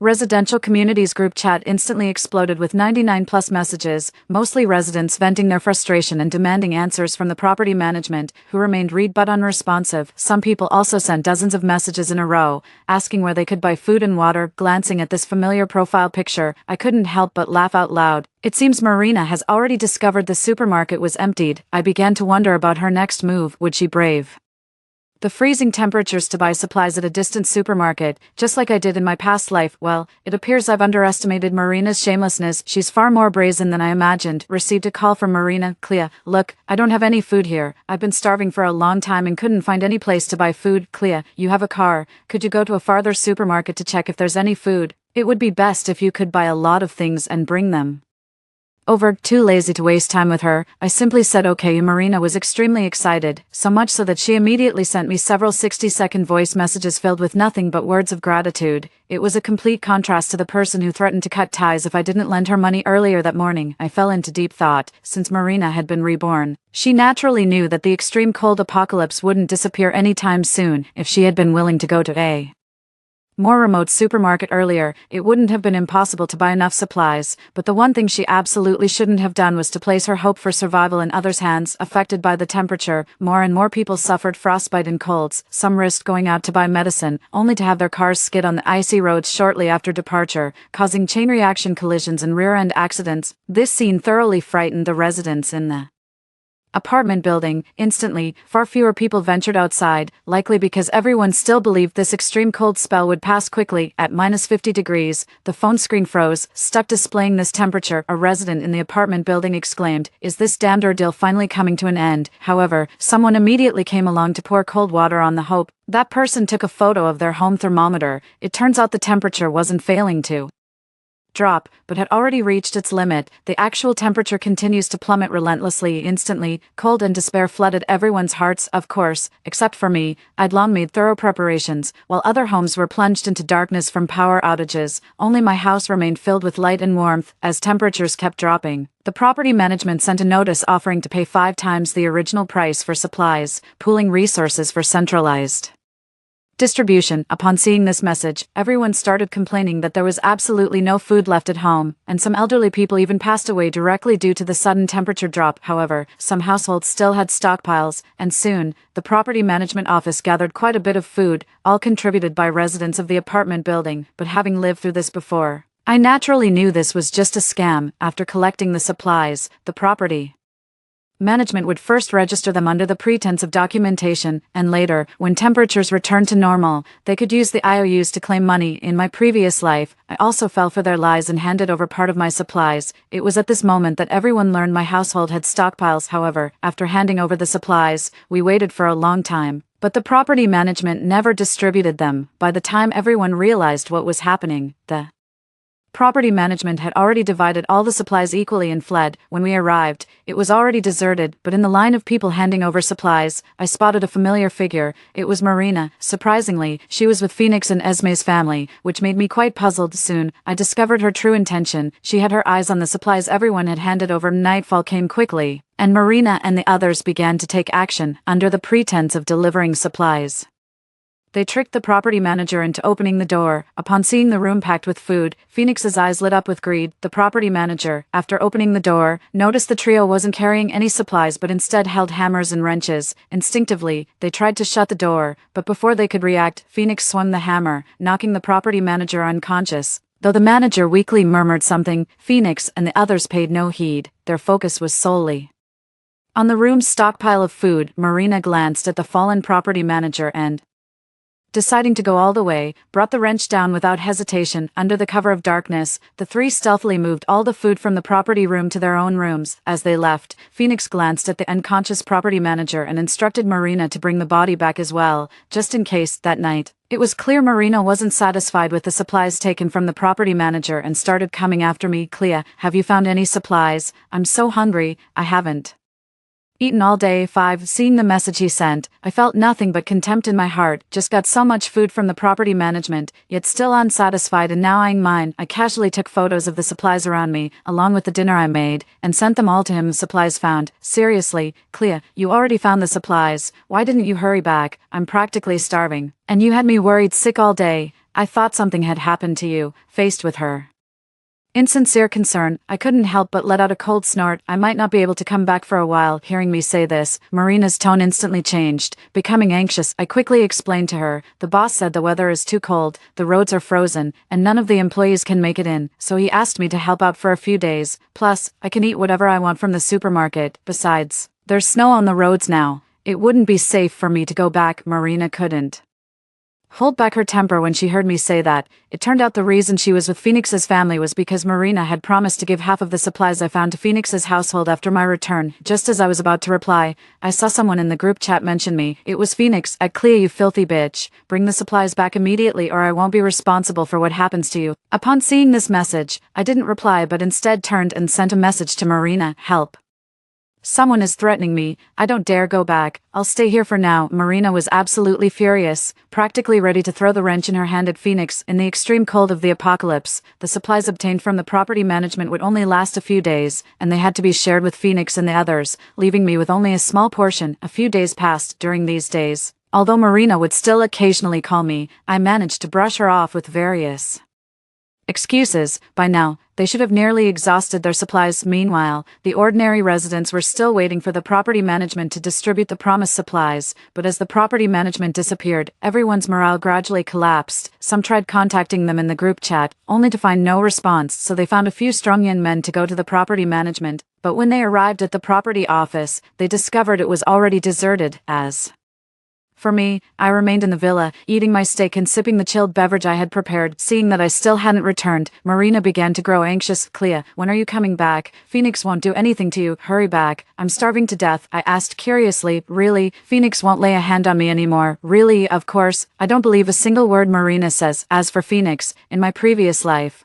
it was Phoenix who locked me out of the house. Phoenix saw that Marina couldn't get me to come back, and since he couldn't get the supplies Marina promised him, he flew into a rage. He started blaming Marina. Esme, who had been on the sidelines, had long been displeased with Marina for constantly making eyes at her husband. Normally, she didn't have a chance to act, but seizing this opportunity, Esme joined in the scolding. I kept fanning the flames over the phone, saying, "Marina, didn't you say Phoenix was an abusive man? You must stay away from him. Wait until I get back." I tried my best to sound innocent. However, upon hearing this, Phoenix snatched the phone from Marina's hand and shouted at me, "You damn bitch. If you still want to come back, hurry up and return the supplies, or you'll regret it." Phoenix's angry voice came through the phone. "The extreme cold will pass eventually. You'd better pray you don't run into me, or I'll definitely sell you out." "Fine, the extreme cold will surely pass, but whether you can survive it is another matter. After all, I've got food and drinks here," I reminded him patiently. The other end fell silent immediately, and I hung up the phone directly. I could already imagine the other side seething with helpless rage. A few more days passed, and I finally got through to my family.